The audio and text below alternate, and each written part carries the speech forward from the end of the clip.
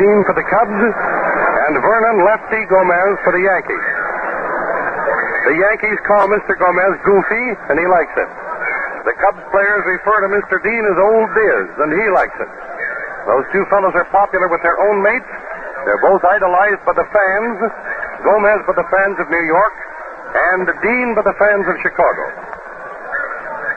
When Gomez steps out on the mound in a few minutes, he's going to have an ambition there to tie one World Series record and to establish a new one. In his career so far, Lefty Grove has pitched 5 and won 5 games in the Big Fall Classic. He was with the Yanks in the series of 32, and he pitched and won 1 game. And in 1936, he pitched and won 2 games, and last year he pitched and won 2. The record for winning World Series games in 6, and it's held jointly by Chief Bender of the Old Time Athletics and by Wade Hoyt of the Yankees of some 12 to 15 years ago, when they first began to assert themselves as a great power team. No other pitchers in the history of the big series have won 6 games, but Gomez would tie that record if he should win today. And then he has a chance to set a new record for the fall show if he should win, because his standing as a World Series pitcher would then be the highest percentage of them, because by winning today, he would make it still stronger. Make it a new record, because if he wins, he will have gained 6 World Series records and will not have lost a game. His record would be 6-1 and nothing lost then. The other boys, Bender and Hoyt, who have tabbed up 6 victories, have been charged at least with 1 defeat apiece. Now, Dizzy Dean's World Series experience until this year has been limited to 1 fall classic, that of 1934, when he was with the Cardinals and they played the Detroit Tigers. But Dizzy was the outstanding figure of that series and was on the mound in the 7th and deciding game when the Cards beat the Tigers and won the World Championship. And that, by the way, is the last time that the National League was victorious in the Classic. And Old Diz was credited with 2 victories in that series. And there are fans today in Chicago and in St. Louis and in many other cities who believe that Dizzy is the man who has about just what it takes to beat the Yankees. Of course, we're going to be able to tell you more about that in a couple of hours from now. Right now, we have the park filling up. Actually, hundreds of fans are milling around and being handled very nicely, as we told you yesterday, by Andy Frain's ushers, who point out the seats and then reach for the next set of tickets. Practically everyone in the park is doing today what they did yesterday. They're standing up in the lower deck. In the upper deck, most of them are seated because they simply have to sit there and look down and see what's going on in the field. The Yankees at the present time are taking their fielding practice. Of course, later on, John Harrington is going to tell you what's going on as far as lineups and things of that sort are concerned. The wind today is not blowing from the north as it did yesterday. It's blowing from the north and east. That means that a ball hit toward center field will be blown back toward second base. A ball hit toward right field will be blown over toward the right field line. A ball hit toward left field with any sort of a carry on it should come back toward third base. It's a wind blowing in from the northeast off the lake. The temperature is around something like 52 according to the last we heard. We're not interested in the temperature as we are in seeing 2 teams get hot. Dizzy Dean is warming up for the Cubs, and Lefty Gomez, a left-hander, is warming up for the team known as the Yankees, the Bone Crushers from New York. Throws are being made in from the outfield down toward the home plate by the outfielders who have been out there in this fielding practice, and now we're having their fielding practice, too, taking their throws. Selkirk is just making 1 throw down toward the home plate now, and instead of throwing the ball in full distance like a lot of people do, he's a smart baseball player, and he throws the ball in on a hop. The ball gets down to home plate or any other plate faster if you shoot it on a hop. There was a very bad throw just made by DiMaggio, the ball coming off to the left of the plate. That's why he's out there practicing to get his eye. This time he makes the peg with the wind back at him, and the ball comes a lot closer. No bounce to it, though, but right straight into the plate. They're shooting another one to him to drive him off to the left a little bit. He mixes the ball and finally picks it up to make his peg toward home plate. The colors are being assembled, and there seems to be a march starting on out in center field with the same band of American Legionnaires that was here yesterday. Of course, there will not be any seats so far as I know. That's simply my guess, because it's my understanding that all the grandstand seats and the other seats, the box seats, were sold out. if anybody can go out there and find themselves a spot in the grandstand, they're a better man than I am. Because they're going to have to get up there and wedge themselves in with a shoehorn. Now, it's the same kind of an overcast day it was yesterday, with the exception of the fact that the clouds seem to be more solidly banked and are not the dark, scuttling clouds that were there yesterday coming in from the north and west.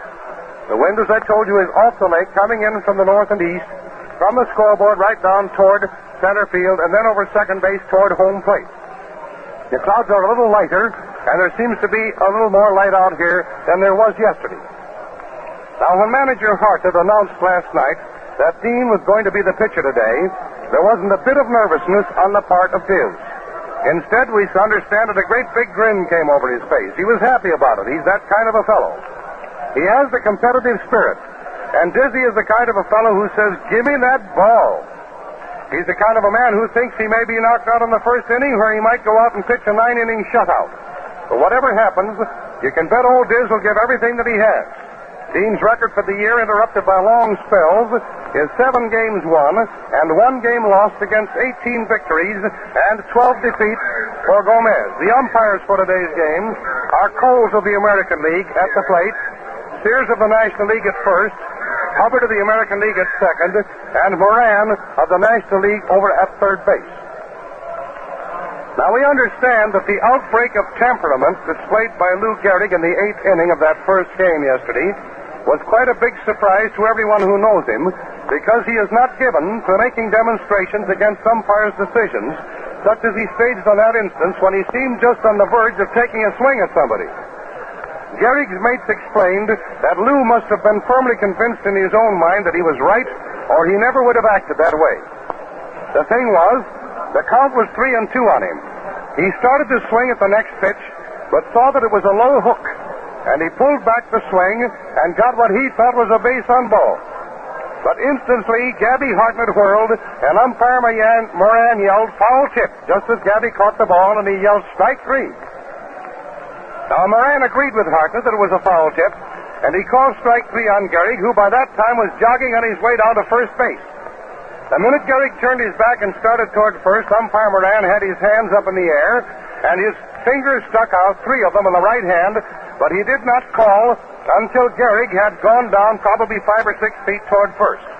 Of course, Gehrig's protest was useless because he was protesting on a decision that involved an umpire's judgment. There was no use in protesting in a case of that sort. The photographers have been down on the field literally by the hundreds today. We understand yesterday that at one time there were 60 or 70 of them down there. But in some way, apparently, some of these boys who are candid camera fiends have gone down there and sort of wiggled out of the field and commenced to take pictures all over the place. They're thinning out now, so that there are probably not more than 25 or 30 of them down there. Most of them right at the present time are taking pictures of Dizzy Dean as he warms up, and the others were for a while taking pictures over near the first base dugout where Gomez is warming up. There will never be any kick from either team as to white shirts in the background out there in the center field bleachers.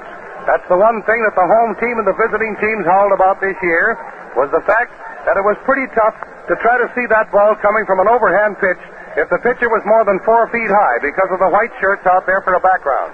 But today, with the temperature down where it is, everybody has on either a coat or a top coat or a sweater of some kind. And as far as that's concerned, if there were white shirts out there, it would be just the same for the home team as it would for the visiting team, and vice versa.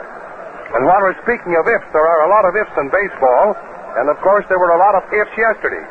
A lot of people said last night, as we talked to them in the drugstore in our building, if such and such a thing had happened, the Cubs would have won. Well, the main point I told them is that if the Cubs had got more runs than the Yankees, they would have won. There were a lot of ifs in the ball game, but that is what is known as second guessing. And we don't do any second guessing out of this booth. You can if all you want to, but there's no sense in it because the ball game is in the records as a Yankee win. The only thing to do is to say that if the Cubs get more runs today, they'll win. And that's the first guess. It's not a second guess. It's very easy to tell what you would have done. The ball's just thrown back now by Jimmy O'Day. Hit Dizzy Dean on his gloved hand, and he yanked the glove off quickly and looked at his finger. One of his fingers on the left hand apparently was injured a little bit, but he's right back in there warming up and is not paying any attention to it. The band has swung into formation, flags in front, the band facing toward the north and east, near the flagpole, just in front of the center field bleachers. Right out there, we see the boys are getting ready for the flag-raising ceremony, which will be held, of course, in just a few moments before the ball game starts. The umpires have come out of the first base dugout and are down there in the Yankee dugout, each of them stopping to take a drink of water out of that little water fountain that's down in the corner. Here come the umpires out on the field, and when the umpires come up, that means that it isn't going to be very long before the official lineups will be handed in, and that the boys will start playing ball.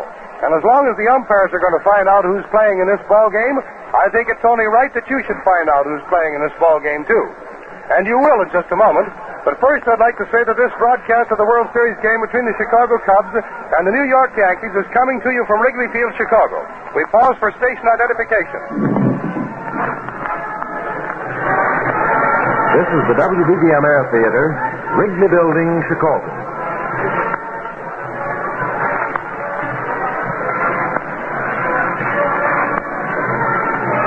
The national anthem is being played, ladies and gentlemen. We pause for that.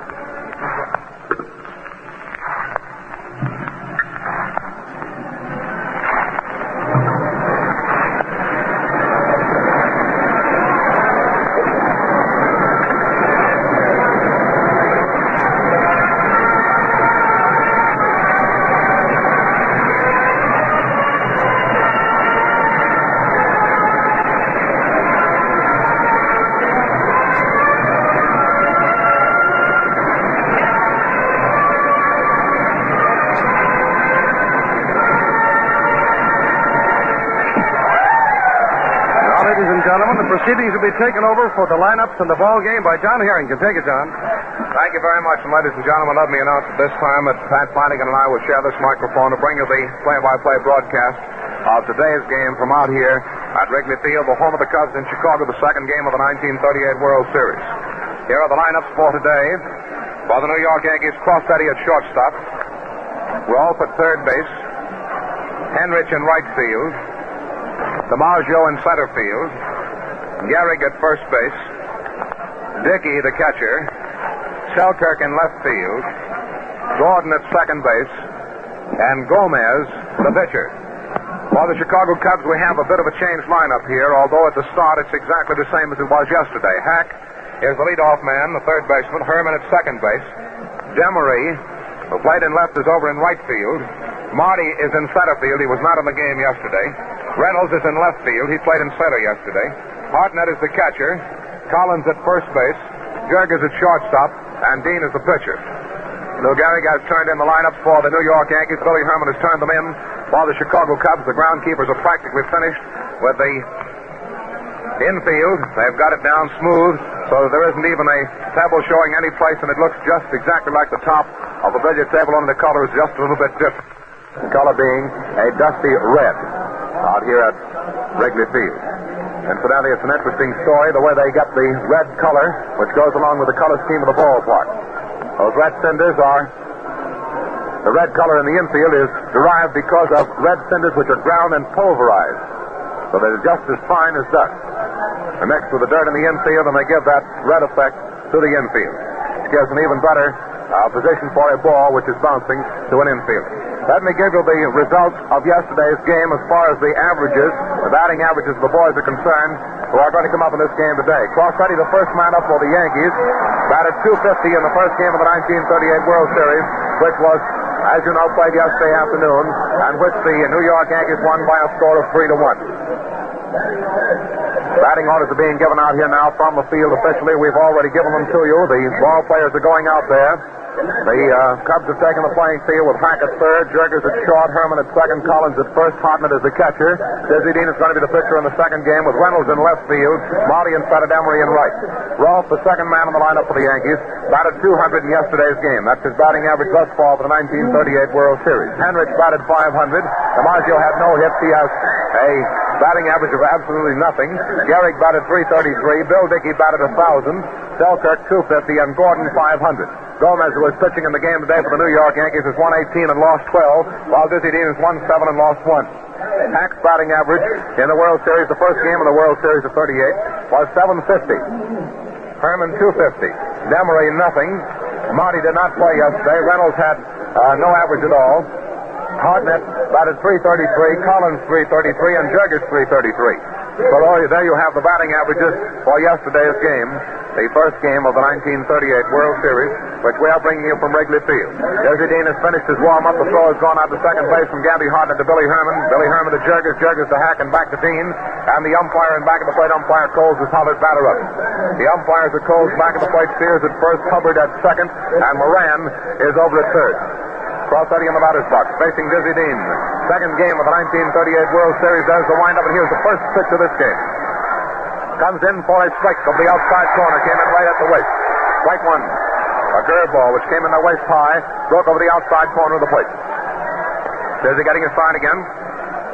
Yesterday, the first man up, Crossetti, struck out. Let's see what he does today. There's the windup, and here's the next pitch. And Crossetti swings, hits a high fly ball out into left field. Val Reynolds goes back near the wall. He's back almost against it and takes the ball for the out. Reynolds playing out in left field, went back almost to the wall out there, about 370 feet away from home plate, and took the ball in his glove as it came down very easily for an out. A high fly. That brings Red Rolfe up to the plate. Red Rolfe, the third baseman for the New York Yankees, and the left-hand hitter stepping in the batter's box. Score of the ball game, of course, is 0-0. The Yankees won yet the first game yesterday by a score of 3-1. There's the windup, and here's the pitch. Rolfe bunts the ball. It's down the first baseline. Diaz is going over to cover. Tosses the ball to Collins. He's out. Dean to Collins for the putter. 2 up and 2 down. Dean went over, fielded that ball very beautifully, kept running until he overtook the rolling ball, scooped it up with his left hand, tossed it with his left hand to Collins, and he was out at first base. That brings Tommy Henrich up to the plate. He's the right fielder for the New York Yankees and another left-hand hitter. Tommy Henrich stepping in the batter's box. Gabby throws into a crouch down there in back of the plate. Gives the sign to Dizzy Dean. Diz starts his wind-up, and here's the pitch to Henrich, and it's a ball on the inside. He dusts him off a little bit, shoving him away from the plate. It's ball 1. 2 down, nobody on the bases. The first half of the first inning. There's the wind-up by Diz, the pitch, and it's a strike right over the heart of the plate. Sidearm fastball, which came over their waist high. Ball 1 and strike 1 the count. There's the wind-up by Diz. Here's the pitch. A slow ball comes in too high for ball 2, making the count 2-1. Ball 2 and strike 1 to Tommy Henrich. Gabby says something to Dizzy. Dizzy grins. Looks in at Gabby again. It's trying again. There's the wind-up, and here's the next one. And the ball is hit for a high fly again. This time it's in his short right or left side of field. Jurgis is going back, is getting under it, and he takes the ball for the out. Jurgis goes back and gets under it in left side of field for the out. No run, no hit, no errors, no one left on the bases. Dizzy Dean has pitched 1 inning of baseball. He has not allowed a man to get to first base. Going into the last half of the first inning, we're going to have Hack, Herman, and Demery as the first 3 men up for the Chicago Cubs. Second game of the 1938 World Series between the Cubs and the New York Yankees, coming to you from Wrigley Field, the home of the Cubs in Chicago. First 2 games will come to you, of course, from Wrigley Field, and the next 3 will come to you from New York. Back to third baseman is going to be the first man up, batted .750 in yesterday's game. He was the hardest hitter for the Chicago Cubs in the first game of the World Series. Herman, the second man up, batted .250, and Demery, the third man up, did not get a hit in yesterday's ball game and therefore has no batting average.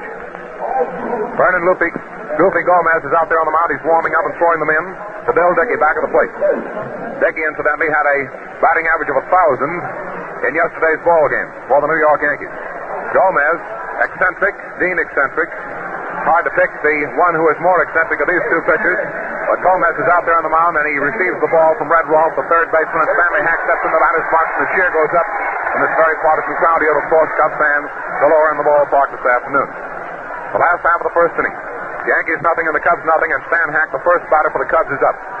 Gomez getting his sign from Dickey. He has it. Here's the pitch, and it's a ball, low and on the outside for ball 1. Curveball which missed the outside corner. Umpire Coles back in the plate in today's game. Gomez getting his sign from Dickey. Dickey comes up onto the crouch. There's the wind-up. And the pitch. It's a strike. It came in shoulder high over the heart of the plate, a fastball. Ball 1 and strike 1 the count. 1-1 to Stanley Hack.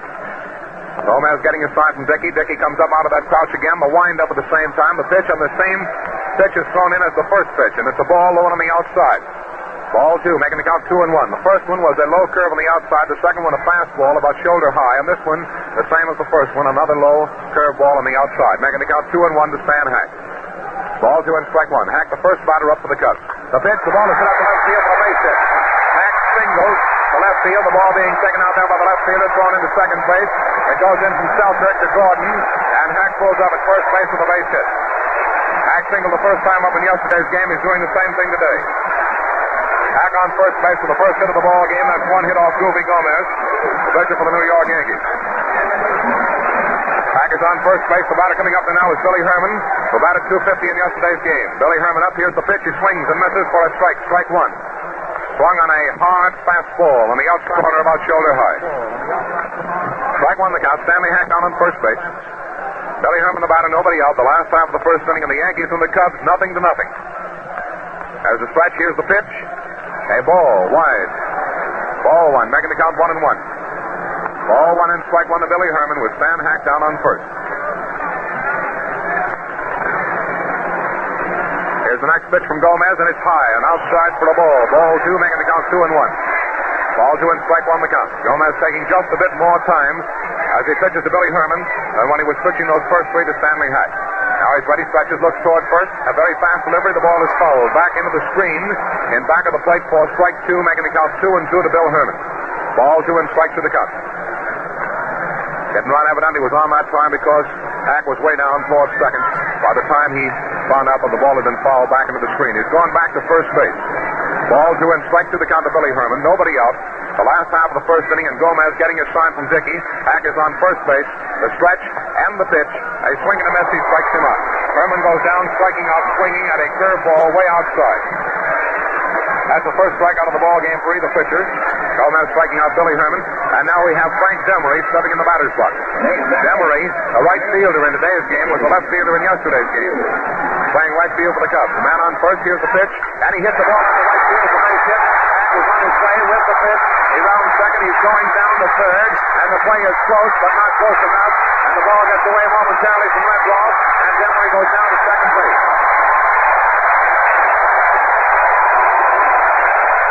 Ladies and gentlemen, let me tell you again, the crowd was roaring so loud that I didn't want to try to give you the description over again until they had sort of settled down. Hack was on first base. Demery singled to right field. Hack rounded second and went right down to third. The throw came in from the right fielder, and it's going to be an error on the third baseman, Red Ross, which allowed Demery to get down to second base. Demery gets the single and goes to second on the error. Hack is on third. There's only one out, and the batter coming up is Marty. Marty was not in yesterday's game. Well, Marty, as far as the World Series of 1938 is concerned, is an unknown product. He's stepping in the batter's box, a right-hand hitter, two runners on the bases, one down. Both those runners are in scoring position. It's the last half of the first inning. Stanley Hack on third base, Frankie Demery on second. Gomez starts his wind-up, and here's the pitch now to Marty. Marty gets a strike. It came in just above the knees, and over the heart of the plate, a fastball for strike one. There's one down, two runners on the bases. Joe Marty is the batter. Count on him is strike one. The last half of the first inning. Hack on third, Demery on second. The pitch, the ball is fouled into the right field stand. Way back in the lower deck and back of the Yankee dugout. Goes back about 30 rows in the lower deck. Strike two is the count to Joe Marty. Marty is a right-hand hitter. One of the races is in that lineup today. Gavrano, left-hand hitter, has been taken out because of the left-hand pitcher pitching for the Yankees. There's the wind-up, and the next pitch to Marty is a ball way high. It almost got away from Dickey. Dickey went up in the air after that one, but he came down with the ball there by holding those two runners on the bases. Hack is on third. Demery is on second. Hack single, Demery single, and an error sent Demery down to second base. The single that sent Hack to third. Already there's the wind-up by Gomez. The pitch. On away. Young Joe Marty up for his first World Series at bat. Steps up, swings, foul tipped it back off Dickey's mask. And it's still 1-2. Joe walked out of batter's box. Sort of bobbing his head in a duck-like motion as if to say, that was the pitch, that was the pitch. There was a batsman smoking right down in.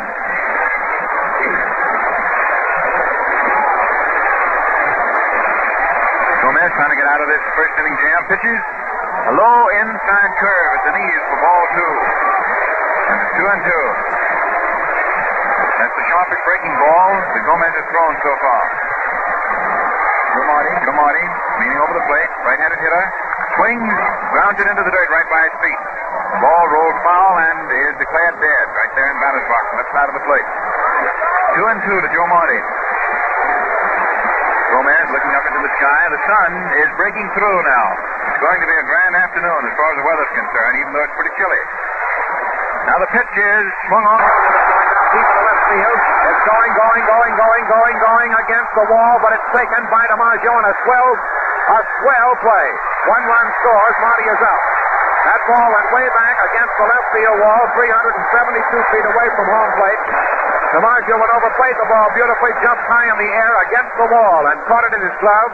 After the catch was made, 1 run scored as Hack came home from third base for the first run of the ball game, and Demery went down from second to third. So Demery is on third base with 2 outs. Marty going out to DiMaggio on a beautiful play on the part of that Joe DiMaggio out there in center field. That brings Reynolds up to the plate. Carl Reynolds, the left fielder, played in center yesterday and didn't have a base hit, is up there in the second game of the World Series. The Cubs leading 1-0 over the New York Yankees. There's the windup, and here's the pitch, a ball. High on the outside for ball 1.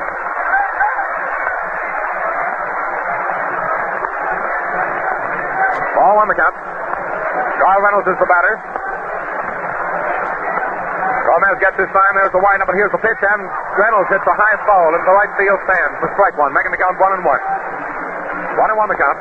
Carl Reynolds, the batter, with 2 out, and another run down there on third base for those Cubs. Cubs and the Yankees playing the second game of the 1938 World Series. The Cubs are leading by a score of 1-0 over the Yankees. Carl Reynolds, the batter. There's the windup by Gomez, the pitch, and it's a strike over the outside corner for strike 2. It came in waist high, making the count 1-2. Ball 1 and strike 2 to Reynolds.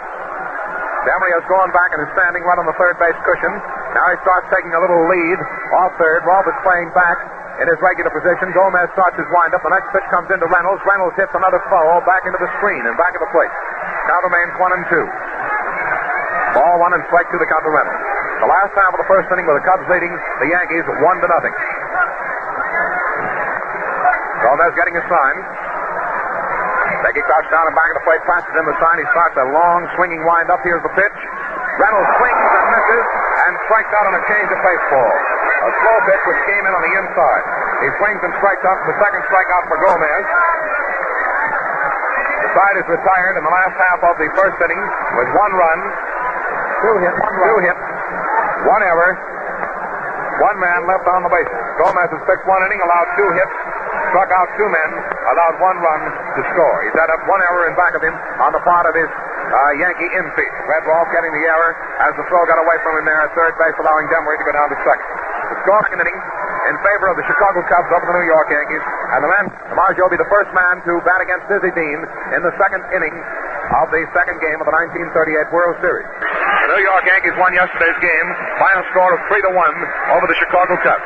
Cubs are leading 1-0 at the end of the first inning of the second game. DiMaggio, the center fielder, steps in the batter's box. He batted absolutely nothing yesterday. He had no batting average. Didn't have a hit. DiMaggio is in the batter's box. A right-hand hitter, a powerful hitter. Dizzy Dean starts his windup, and time is called. Time is called as manager McCarthy of the New York Yankees calls attention to one of the umpires that there's a gate open in the wall. And so the umpire down there at first base, Sears, walks over and shuts the gate. Gate is now shut. Manager McCarthy is ready to let the ball game go on. That's one of those things that is covered by a ground rule. That gate must be kept shut, leading into the right field stand. Now we're set again. Dizzy Dean is getting a sign from Gabby all over again. DiMaggio standing in the batter's box is waiting for that first pitch. There's the windup, and here it comes. It's a ball. Wide. Ball 1. Again, that sidearm delivery. A curve which went wide of the plate. Dean starts his windup immediately. Here's the next one. A slow ball thrown right over the heart of the plate to DiMaggio for strike 1. It came in there waist high. Making the count 1-1. Ball 1 and strike 1. 1-1 the count. Gabby crouched down and back of the plate, gives Diz the sign again. Puts that glove up for a target. Here's a slow ball. It's hit out into left field, foul by about 4 feet. Down the left field foul line for strike 2, making the count 1-2. You could almost see the seams on that ball as it was pitched in. It was a very slow one. DiMaggio tried to time himself for it, but still swung a little bit early and fouled the ball down the left field foul line, pulling it down there. Ball 1 and strike 2 the count. Joe DiMaggio, the batter. There's the windup, and here's the pitch by Dizzy Dean. The ball is hit for a line drive smash over Billy Jerger's head out to left center field. It's going to be a single. DiMaggio pulls up at first base. The ball is fielded by Marty.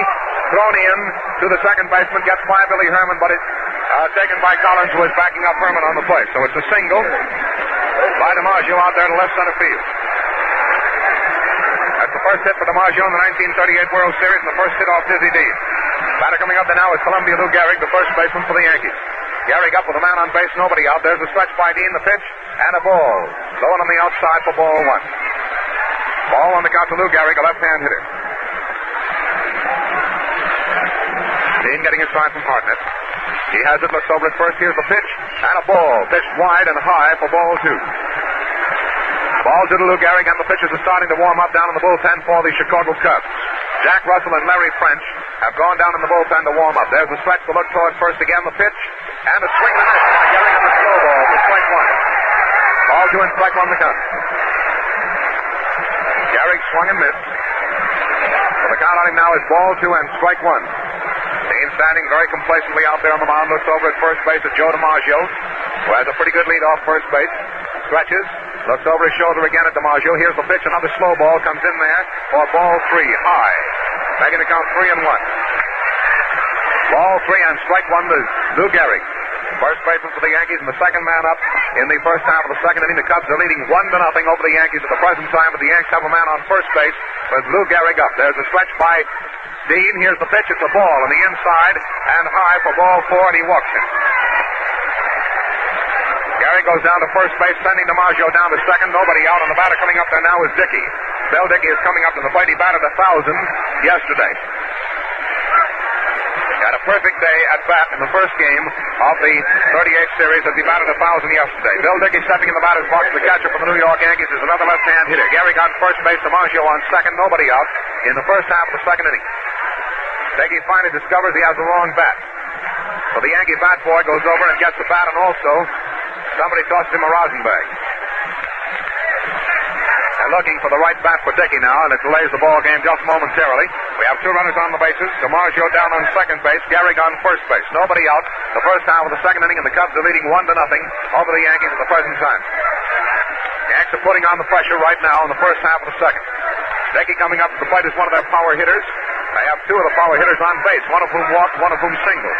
DiMaggio getting a single to left center. Gehrig walking, and Dickey is out. As a stretch by Dean, the look towards second. The pitch, the ball is hit for a very high fly ball into short left field. Billy Jurgis is going back after it, and Reynolds came in for it, but Jurgis took the ball for the out.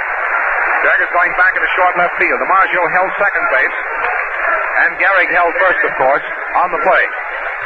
So there's one down, two men on the bases. George Selkirk, the left fielder, is coming up, and it's the first half of the second inning, and the Cubs are leading 1-0. Selkirk, the left fielder, and a left-hand hitter is stepping in the batter's box. Twinkle toes Selkirk. Dean getting his sign from Hartnett. There's a stretch. The look toward DiMaggio at second and first toward Gehrig. The pitch, and it's fouled off to the right of the plate and down toward the Yankee dugout. Fielded down there by the bat boy and thrown out of the game. It goes for strike one. A new ball has gone in. Umpire Coles giving it to Hartnett. Hartnett out to Desi Dean. DiMaggio on second base. Gehrig on first. Selkirk, the batter, with one away. First half of the second inning. There's the stretch. The look towards second, the pitch, and it's a ball. A little bit wide for ball one, making the count 1-1.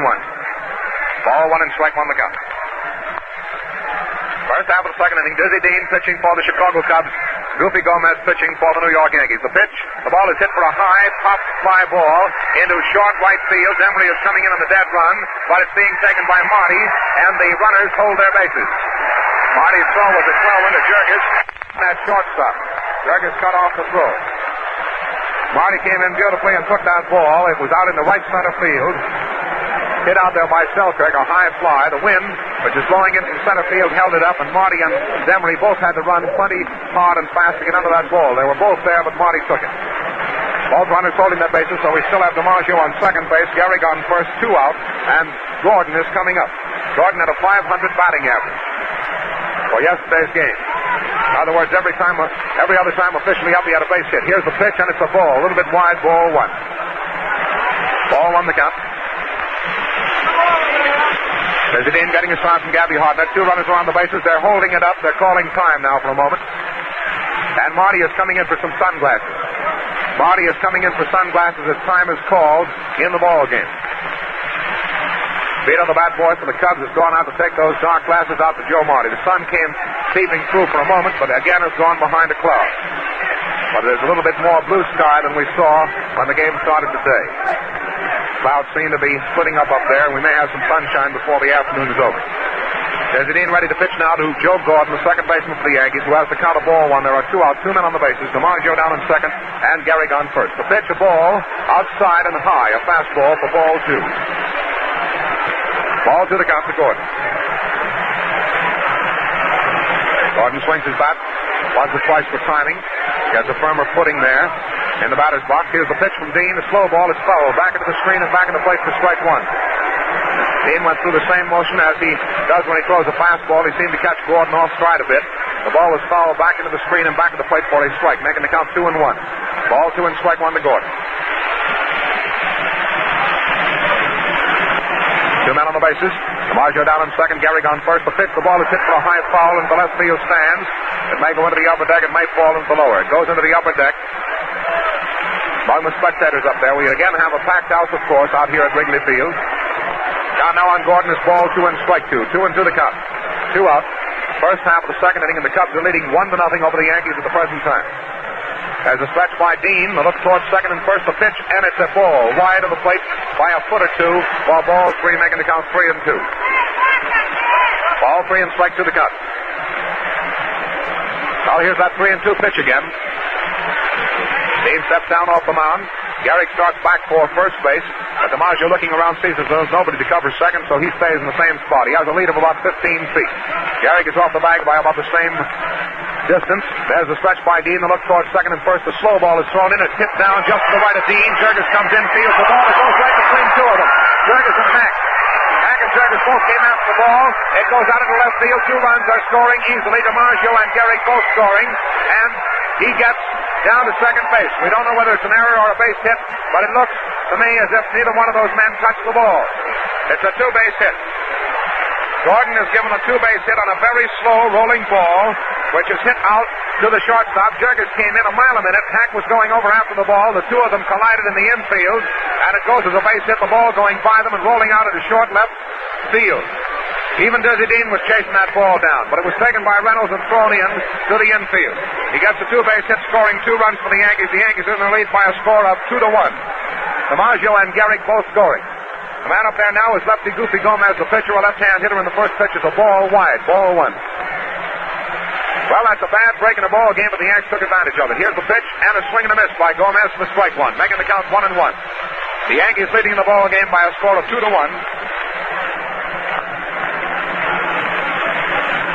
Dean getting a sign. Here's the next pitch. The ball is hit for a high fly ball into short left center field. 2 men are after it. Marty and Reynolds. Reynolds is under the ball. He takes it for the out. Gomez going out to Reynolds out there in left field. Retires the side in the first half of the second inning with 2 runs, 2 hits, no errors, 1 man left on the bases. The Yankees are leading by a score of 2-1 in the ball game. Dean is now allowed 2 hits in the ball game, and 2 runs have scored. Going into the last half of the second inning, the Yankees have a 2-1 lead in the ball game. Yankees 2, the Cubs 1, going into the last half of the second. In the last half of the second inning, there will be 333 hitters for the Chicago Cubs coming up in the inning. Hartnett hit 333 yesterday. Collins did the same, and Jurgis the same. Those 3 men are the first 3 to come up in the last half of the second inning. Those are the breaks of baseball. That ball was hit down a slow roller. Nobody should have scored on it ordinarily, but 2 infielders colliding together. The ball went out past them into left field, allowing 2 runs to score. The Yankees taking every advantage in the ball game when they do get the break. Yankees leading 2-1 over the Cubs. Gabby Hartnett is coming up to the plate. Gabby steps in the batter's box. Gomez has been warming up. He still wants one more warm-up throw, and he gets it. Then asks for another. Dickey standing back at the plate is catching him in the warm-ups. This one was just a lobbing toss, and the throw goes down from Dickey to second base to Gordon. Gordon over to Crossetti to Rolfe, and Rolfe to Gomez. Gabby Hartnett stepping in the batter's box. The last half of the second inning, the Yankees leading 2-1. Hartnett is up. Dickey crouched down and back at the plate is giving the sign to Gomez. Gomez goes into a very short windup. Here's the pitch. A ball low on the inside. It came in and almost hit him in the knees. He jumped away from that one. Ball on the count to Gabby Hartnett. Ball on the count to Hartnett. Gomez getting his sign. He has it. Dickey comes up out of the crouch. The pitch, and the ball is hit for a long line smash out to right field, but it's going to be taken by the right fielder easily, Henrich, for the out. Henrich comes in and takes the ball for the out. It was a line drive smash. That brings Collins, a .333 hitter in yesterday's game, up to the plate. Collins yesterday was batting left-handed against Red Ruffing's right-hand pitching. Today against the left-hander, Gomez, he'll be batting right-handed. Collins is a switch hitter. Here's the first pitch. He gets a strike right over the heart of the plate, strike one. He looked as if he might be going to bunt on that first pitch. Red Rolfe started in on it. Again, Gomez gets his sign, winds up. Here's the pitch, a swing and a foul. Off and back of the plate and off the catching mask of Bill Dickey. Goes to strike two to Collins. Collins now has the count of strike two. There's one down, nobody on the bases. The last half of the second inning, and the Yankees leading 2-1 over the Cubs. Collins the batter. As the windup by Gomez, the pitch. The ball is hit for a grounder down off the shoulder of Red Rolfe. Red Rolfe finally feels that it bounced against his shoulder, went up in the air about 15 feet. He came in and brought the ball himself. It goes as a base hit for Collins. A single for Collins off the shoulder of Red Rolfe. The ball took a bad hop, hit him right in the shoulder, bounced straight up in the air. Red Rolfe came in and caught the ball himself. The little ball going about 20 feet in the air, and to put a man on first base, the man up is Jurgens, and Jurgens is a 3-3 hitter. Here's the first pitch, and he swings and misses for a strike. Strike one. Strike one to Jurgens, a man on first base. Third hit off Gomez in the ball game. Gomez has now allowed 3 hits. There's one out and a man on first. Jurgens up. Gomez, the left-hander, getting a sign from Bill Dickey. He stretches, looks toward first. Here's the pitch.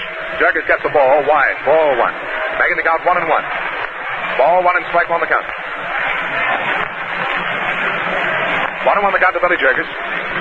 Collins taking good lead off first base. Here's the pitch from Gomez. The ball is hit on the ground. It's down to Rolfe. It's a slow hopper over to second, over to first base. And they get Collins at second in the fourth play. The ball going from Red Rolfe to Joe Gordon, the second baseman, from Gordon to Gehrig. But Jurgens was safe at first base. The double play did not work. However, they got one man getting Collins at second base from Red Rolfe to Gordon, the second baseman. And Jurgens is safe on the fielder's choice, and Dizzy Dean is coming up to the plate. Dean is coming up and stepping in the batter's box. A little tough luck on the part of the infield when they had that collision. Put Dizzy Dean in the spot and allowed 2 runs to score for the Yankees. The Yankees are ahead by a score of 2-1 in the ball game. The last half of the second, a man on first base, 2 down, and Dizzy Dean is up. Here's the first pitch. Dean gets a ball wide, ball one. Ball one that got to Dizzy Dean. Jurgens down on first base and 2 out. The last half of the second inning. The score 2-1 in favor of the Yankees. Here's the pitch. The ball is fouled back into the screen. Dean taking a full cut of that ball, fouled it back into the screen and back of the plate for a strike. Back in the count 1-1. Ball one and strike one the count. Gomez getting a sign from Dickey. Fans out there on the mound. There's the scratch, the pause. The look toward first, the pitch, and it's a strike. A curveball strike. Slow, easy curve. Much like the kind that Dizzy Dean has been serving up to the Yankees in this ball game. And it goes for strike 2, making the count 1 and 2. Ball one, strike 2 to Dizzy Dean. Here's the pitch. A fastball. He fouls it off into the screen and back of the plate. Count remains 1 and 2. Ball one and strike 2 to Dean. Jurgens down on first base with 2 out in the last half of the second inning. Yankees leading 2-1 over the Cubs. Yankees 2, Cubs 1. As the stretch, here's the pitch. Dean hits a slow ground ball. It's down to Crossetti. Crossetti over to first base. Dean is out at first. From Frankie Crossetti, the shortstop, over to Lou Gehrig at first base. He's out at first to retire the side in the last half of the second with no runs, 1 hit, no errors, 1 man left on the bases. Gomez has pitched 2 innings of baseball, allowed 3 hits in the ball game, struck out 2 men, allowed 1 run to score. Brings to a close 2 innings of play. This broadcast of the World Series game between the Chicago Cubs and the New York Yankees is coming to you from Wrigley Field, Chicago. We pause for station identification. This is the WBBMF Theater, Wrigley Building, Chicago. All right, thank you, John. All ready to go. The first man coming to bat should be the leadoff man, Crossetti. His first time up, he pops out to Reynolds, or flied out to Reynolds, back against the wall, rather. Clear back in there, a very deep fly. Something like the one on which DiMaggio caught a long fly on Markey, which the Cubs scored their 1 run. It's 2-1 in favor of the Yankees. They're playing in the third inning. The man at bat is Crossetti. Dean pitches, and Crossetti takes one on the inside corner, but it's low for ball 1. Ball 1 to Crossetti. Ready for that next ball to be pitched.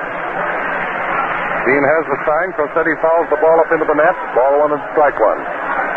They're playing Crossetti for a full hitter over toward left field. Cubs infield got mixed up a little while ago, and a couple of runs came in. What would ordinarily been an easy out, but that doesn't make any difference. There goes a hard hit ball out toward left field in the corner, and Reynolds goes over and makes the catch. Back in out of our sight. When he made the catch, we could tell by the reaction of the crowd. He came up with a line drive way back in the corner near the 353-foot mark. Rossetti hit that ball beautifully and had it placed out there on a nice spot, but Reynolds went over and got it. Rolfe comes to bat. He attempted to bunt his first time and was thrown out by Dean. Tried to put down what they call a drag. This time he attempted the same thing and had a strike called on him. He yanked the bat back, checked his attempt to bunt. Now watch for the pitch to Rolfe. Curveball missed the outside corner chest high. Ball one, strike one down. We're playing in the first half of the third, and the score is 2-1 in favor of the Yankees. Here's the pitch by Dean, a slow ball that floats over the outside corner. The change of pace ball has just oozed in there for strike two. Ball one, strike two. Rolfe down there choking the bat about 2 inches off the end of the handle. Hits one down toward right field. Herman is up with it. Over to first base. Rolfe is out. A hard hit ground ball that looked sure like it was going toward right, but Billy Herman over to his left and got the ball nicely for the put-up. Henrich is coming to bat. The first time up, he popped out to Billy Jurgen. Henrich at bat. Left-hand hitter.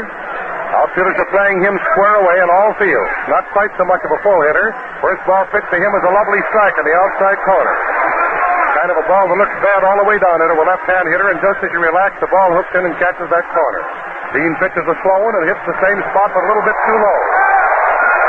Izzy hollers about it. Gabby lets the yelp at him. The umpire saw it wide and low. Hit the corner, but it was low. A slow one missed the outside corner going away. Ball two, strike one, 2 men down, and Dean is working very rapidly. Arms into the windup. Here's the pitch. There goes the ball for the bounder back towards second. Dean makes a jump for it. Herman gets it, throws him out at first base.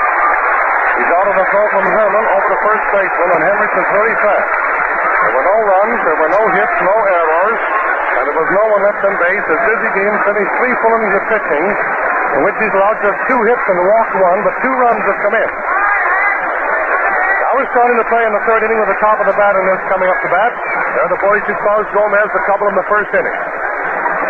The Yankees are leading by a score of 2-1.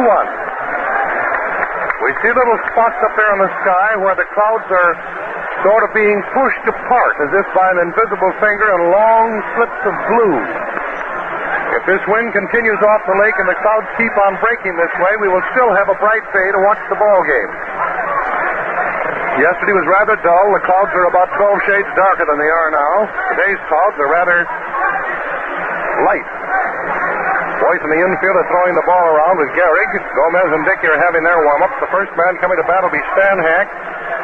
Yesterday he got on base 3 times but couldn't score. Today he got on base and finally got around.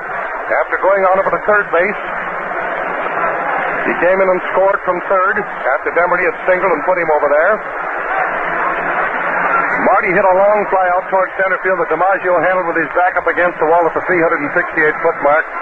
And Stan Hack scored after the catch. The ball game is held up for a while Pat Piper throws some things off to one side that had been thrown on the field. All right. It's 2-1 in favor of the Yankees. Gomez ready to pitch down to Stan Hack. We're playing the last half of the third inning and getting all set to go. The wind-up, 2 left-handers facing each other. They're playing Hack straight away. Takes the first one for a strike chest high, a half-speed ball. Hack gets ready for the next pitch. The wind-up by Gomez. That overhand curveball breaks down low. Dickey didn't like that decision so well, but the ball broke low. Ball 1 and strike 1. Ready for the next ball to be pitched. The wind-up starts. There's the ball hit down towards shortstop. Rossetti's up with it. Makes the peg over to first, and Hack is safe. He beats it out for a hit. Hack beats it out for a hit. The tying runs on first base, and that's hit number 4 off Gomez. Nice running on his part, and a beautiful peg by Rossetti. A long stretch by Gehrig, but not quite enough to beat Hack's speed. He was in there. Man coming to bat is Billy Herman. Billy Herman hit .250 yesterday. He struck out today. His first time up. Captain Billy takes a stock at the first one and fouls it back into the crowd. Gentlemen in the front row of the second group of box seats, 6 tiers back, just caught the ball. 1 strike. A man of it on first base, and we're seeing a tough, hard-fought ball game. Watching for the pitch, a man on first taking a good lead. A wide ball pitched in for a pitch out. They thought Hack was going down, but he didn't go. Ball 1, strike 1. Billy Herman's at bat, watching the coach over on first base. He's also watching Hack. Billy Billy Herman hasn't had his hit this afternoon. Gomez has allowed 4 hits as a man on first. Here's the pitch. High wide, ball 2. Ball 2, strike 1, a man up on first base, nobody out, and 2-1 in favor of the Yankees in the last half of the third. The kind of a ball game that keeps everyone on their toes. Gomez has the sign. Billy Herman's the boy at bat. Here's the pitch. Billy hits the bounder over towards second base. Rossetti's after it. He finally gets the foot out of it. He's safe at first. He hits the throw. Stan Hack slid into the bag. Rossetti got the ball, made one step as if to get Stan, but that one step that he waited was too long. And the runner, Billy Herman, beats the throw over to first base for a hit. Dan Hack slid into the bag, away from Rossetti. He reached for him, missed him. Rossetti, however, made a beautiful stop back at second base. And Hack slid away from him with a hook slide, went on over the bag, caught the bag with his hands and hung on. Billy Herman gets credit for a hit because while Rossetti was reaching for Hack, Billy had taken a couple of steps. By the time ball got to Gehrig, he was safe on first. Runners on first and second. Hit number 5 off Gomez. As the bunt way down, Dickey picks it up, falls down. The runner is out on a throw that he made to Gehrig, which Gehrig caught on the hop. Gomez fell down, tripping over Dickey. Both runners advanced on a perfect sacrifice bunt by Demerty. A sacrifice bunt. Dickey fell down over Gomez's legs, but he made the throw to first, and Gehrig got it on the hop. Demerty is out from catcher over to first baseman, and on the play, Hack went on over to third, and Herman moved to second. Marty comes to bat. Score is 2-1 in favor of the Yankees. Runners in second and third. Marty at bat. Same situation that existed in the first inning when Marty hit that long fly out to DiMaggio. Marty's watching for it. Ball is a slow curve, hooks the inside corner at the knees. A change of pace that was a beauty. Gomez just eased that one in there that time. Don't think for a second this Gomez isn't a crack pitcher, because he is. He can really pitch balls. Another curve, hits the ground and is trapped that time with the catcher. A low ball that bounced up against the catcher's pad, and Dickey made a nice play on that bad ball. Runner on second base, runner on third base. There's one man down, Marty at bat. Marty's watching for the ball to be pitched. Has the bat swinging off his shoulder. There goes the ball for the line drive for nice running. It corrects the bases. One run is coming in. 2 runs are coming in. Marty pulls up on second base with a double base hit. That's the evening. By a score of 3-2. And the crowd is going wild.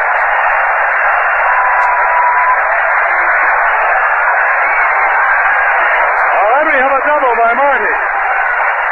Marty hits a double out to right center, a line drive, and he gets credit for having driven in all the runs this afternoon. That's hit number 6 off the pitching of Gomez, and the Cubs are leading by a score of 3-2. The next man up is Carl Reynolds, who has not had a hit so far in this series. There's the pitcher warming up. The pitcher warming up for the Yankees. First ball pitch to Carl Reynolds.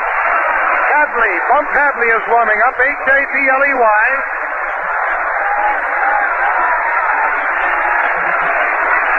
All right. Reynolds takes a low ball, 2. Ball 2 pitch to Carl Reynolds. The Cubs are ahead by a score of 3-2. Marty's on second base. He has driven in all the Cubs runs. Carl hasn't had a hit so far in this series. Takes one close to the belt for ball 3. Pitch to Carl Reynolds. There's one man down, 2 runs in, and a man on scoring position on second base, and Rolfe comes in to pitch to talk to Gomez, the pitcher.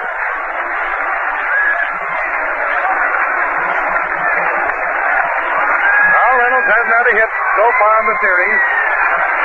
Naturally, he's in there trying. His first time up, he struck out, just like Billy Herman did. Then Billy got a hit the next time up. Reynolds is up facing Gomez. Marty's on second base. He's in scoring position if Reynolds can get a hold of one. Reynolds is waiting for it. Fouls the ball up into the net. Ball 3 and strike 1. 3-1 to Carl Reynolds with a man on second base and one man down. Ready for the next ball to be pitched into Reynolds. He's waiting for it. High ball. He walks. The walk. The man on first. The man on second. Hartnett coming to that. First block given to Gomez. Gabby Hartnett goes out for his turn at bat. First time up, Gabby lined out to Henrich as the first man up in the second inning. Gehrig is in talking to the pitcher. There's a man on first, a man on second. The Cubs have 2 runs in this inning. There's 1 man down. The score is 3-2 in favor of the Cubs. And we're playing, as you know, in the last half of the third. The first ball is a slow ball to Hartnett, wide for ball 1. Gabby Hartnett's in there waiting for the good one. He's yelling out to the pitching mound, trying to sell him a bill of goods, calling for what he wants. Another wide ball. A change of pace for ball 2. Ball 2 pitch to Hartnett. Reynolds on first base, Marty on second base. 1 man down. Hartnett hits a high fly out toward short center. DiMaggio's coming in for it. He's under the ball, and he takes it in the sun. Makes the throw over to second base, but the throw is taken by Gordon. Gehrig going around and sneaking in back of Marty, but Marty was there all right. Hartnett flies out on a short fly to center, and that leaves it up to Rip Collins. The man on first, the man on second. 2 men down now. Rip Collins coming to bat. He hit .333 yesterday. Watching for the ball to be pitched into Rip. In there watching for it. Reynolds on first base with a walk. Marty on second base with a double. Rip swung at the first one, a curveball wide. Ripper Collins in there waiting for it. Marty taking his lead at second. Ripper swinging the bat down off his shoulder. Here's the pitch. He swings at another ball of the same kind. A fastball broke wide that time, about the same height, and broke away. A screwball away from the Ripper. Ripper's up there. He's pretty anxious. Hadley is still warming up. He swung at the same kind of a pitch 3 times and went down swinging. The side is retired for the Cubs. In the third inning, there were 2 runs, 3 hits, there were no errors, and there were 2 men left on base. So at the end of 3 innings, the Cubs are leading by a score of 3-2. Marty is going to get a big cheer from the stands out there as he goes towards center field. Let's listen to it.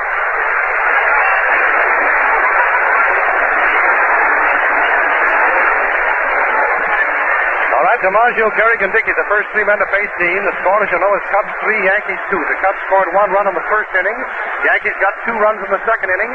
The Cubs came back and got 2 more in the third inning. Dean is out there ready to have his first chance to pitch to DiMaggio. DiMaggio scored the first run for the Yankees. DiMaggio and Gehrig coming in and scoring on what was given as a double to Gordon. Jurgis and Hack charging in for a slow bounding ball, and they knocked each other down. The ball went out toward left field, and both runs scored. All right, there we have it now. It's a score of 3-2. They pay on the number of boys that come over the plate. The first hit off Dean was made by DiMaggio in the second inning. Dean swings one down. DiMaggio knocks the foul up into the stands over toward left field with a slow pitch. Strike 1. Lefty French starts to warm up for the Cubs, and so does Jack Russell. Lefty French and Jack Russell starting to warm up. There might be something wrong with Diz's arm. We don't know. Not that time. Strike on the outside corner. Diz would immediately tell Hartnett if there's anything bad with his arm. Diz steps back to the rosin sack. All right, 2 strikes to the hitter. Dizzy has the sign. He winds it up. Here's the pitch. DiMaggio hits a pop foul up in the air. Hartnett after over near the stand. He's up there and reaches for it and takes it to the out. DiMaggio pops out on a foul to Hartnett. And retires the first man and brings Gehrig up. He walked his first time up. The Cubs are leading by a score of 3-2 in what has turned out to be a spectacular ball game. The sky is clearing and the sun is very, very bright out there on the field. They're playing Gehrig for a full hitter toward right. Dizzy pitches a strike. The sidearm curve that came in looked bad all the way down. And as the hitter relaxed, it broke the corner for a strike. 1. Dean winds it up. He pitches a slow ball and hits the outside corner, but it's too low. Ball 1. Strike 1. 1 down. Nobody out. Dizzy Dean has his sign for the windup. Dean's going to pitch it. He does. A slow ball. Almost hit Lou Gehrig that time. The ball got away that time and sailed in, and Prickner got him in the leg. But it was a very slow pitch, and Lou stepped away and grinned. Ball 2 and strike 1. There's a fast high ball 3. Ball 3 and strike 1. Ready for the next ball to be pitched. Gehrig says something to Hartnett. Hartnett nods just as Dean gets ready to pitch. Gehrig steps out of the batsman's box. He's grinning about something. And again he steps out as Diz starts to wind up. Diz stands and looks at him. He's working very fast and he steps out the third time. And And he steps out the fourth time as this gets ready. Dizzy yells at the umpire. The trick is to try to get his man. And apparently it's worked. Now he steps into the batsman's box. Here's the back against the rosin bag. Now he starts into a wind-up. Pitches the ball in. It hits. Collins is knocked down. The ball hits him in the shoulder. And it goes for a hit. Dizzy Dean goes over to cover first base. That's hit number 3 off of Dean. Puts the tying run over on first with one man down. A hit out toward right field. Collins tried to knock it down, but he slipped and the ball hit his shoulder and bounced to right, taken by Demery. We have Dickey coming to bat with a man over on first base with the tying run. It's 3-2 in favor of the Cubs in the first half of the fourth, and Dean is pitching to Dickey. He's been working very fast to keep his arm warm, and they probably have been told to keep him pitching slowly. First ball is pitched wide to Dickey, and a wide curveball, sidearm. Ball 1.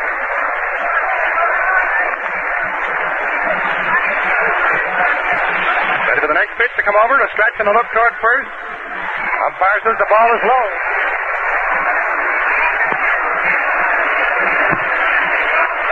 Ball 2 pitched into Dickey.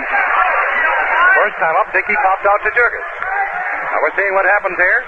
There goes the ball back towards second base. Herman's up with it, over to short, back to first. Double play. That time Gehrig got in kind of hard, and he bumped Jurgens, but he immediately got up and spoke to Billy as much as to say he was sorry he bumped him. He was not charging Jurgens in an attempt to hurt him. Gehrig is a big man, and he hit the dirt hard, and he said something to Jurgens, and Jurgens grinned and said, okay. Nobody was angry, and Gehrig was not trying to charge him. In the first half of the fourth inning, no runs, 1 hit, no errors, and no one left on base. The Cubs turning in a fast double play to nip that rally in the bud. Jurgens, Dean, and Hack coming up to face Gomez in this inning with the Cubs leading by a score of 3-2. It has turned out to be a swell ball game. In 4 innings, Dean has allowed 3 hits. He has walked 1, struck out 2, and 2 runs came in.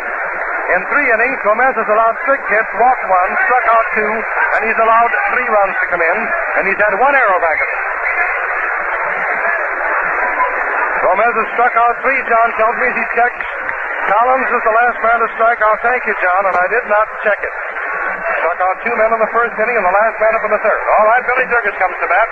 He was safe in the fielder's choice in the second inning when he came up as the third man at bat.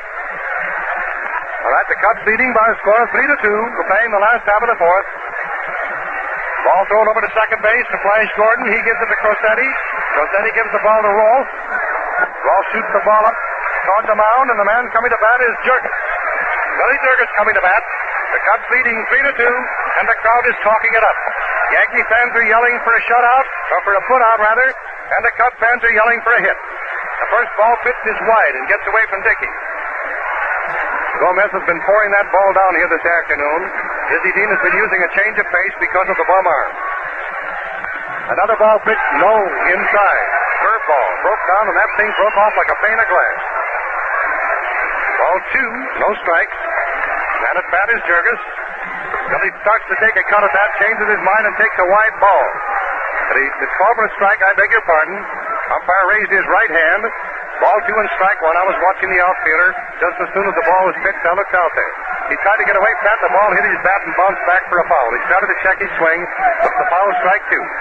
2-2 to Billy Jurgens, and they're playing him tentatively for a full hitter out toward right, and there's a big hole out in center field. Man at bat is Jurgens. Here's the pitch. Umpire says it's wide for 3-2. That gives him the whole spring, and it must be in there. Now we'll see if Dizzy cracks that terrific curveball that he broke off down there the last time he pitched to Collins. There's the ball down the third base line. Rolfe is up with it on a hard shot over to first base, and the runner is out at first base. The ball was thrown wide to Gehrig, so he had to step directly down the first base line to make the catch. He got it and got out of the road nicely. Billy Jurgens sidestepped him, and he's out for Rolfe over to first base. Dean comes to that. Does the crowd like Dizzy? He's getting just as much of a hand from the Yankee side of the field as he is from the Cubs side of the field. Dizzy Dean at bat. The first time up he went out from Crosetti over to Gehrig. Here's the pitch. Dizzy hits one down the first base. That's the first ball for a single. It's number 7 off the pitch of Gomez. Dean is over on first base with a single, he said. The man coming to bat is Stanley Hack. Dean puts on his sweater coat, One man down. The Cubs leading 3-2 in the last out of the fourth. Dean's over on first base. And at bat is Stanley Hack. Ready for the ball to be pitched. Stan is up there watching. Left-hand hitter. The crowd's beginning to talk it up. Oh, right up over his head, a high ball. So high that Dickey, with his 6 feet 3.5 inches, had to reach for it full length. That's the kind of a ball that they call a sailor. It took off after it got away from Gomez, and he had nothing to do with it. It's just one of those things where the wind took it. The ball is fouled back into the net. Inside curveball. Ball one, strike one down, a man on first base, and the Cubs ahead by a score of 3-2 in the fourth. A ball that Gomez threw down to Stan Hack was not a duster. It simply sailed away after it took off from his head. Hack attempts to bunt, and the ball is fouled up into the net. Attempting to bunt, the ball is fouled. Ever since the World Series started, Dickey's been trying to sell Stanley Hack a bill of goods, but there's been no sale so far. Bump Hadley is warming up for the Yankees. Hack's down there at bat with Dean over on first base. Hack's watching for it with 1 and 2. Low curveball, wide. And nicely played by Dickey. He had to go to his knees to block the flight of that ball. The ball hit the dirt off to the left of the plate. Ball 2 strikes to Stanley Hack. House, as they call him on the bench, or Stash as we call him. Stash is up. Takes the ball wide. The umpire says no, it missed that corner. Dickey said no, it doesn't. Umpire said it's 3 and 2, my boy. A fastball, a beautiful fastball down there, but it missed that outside corner.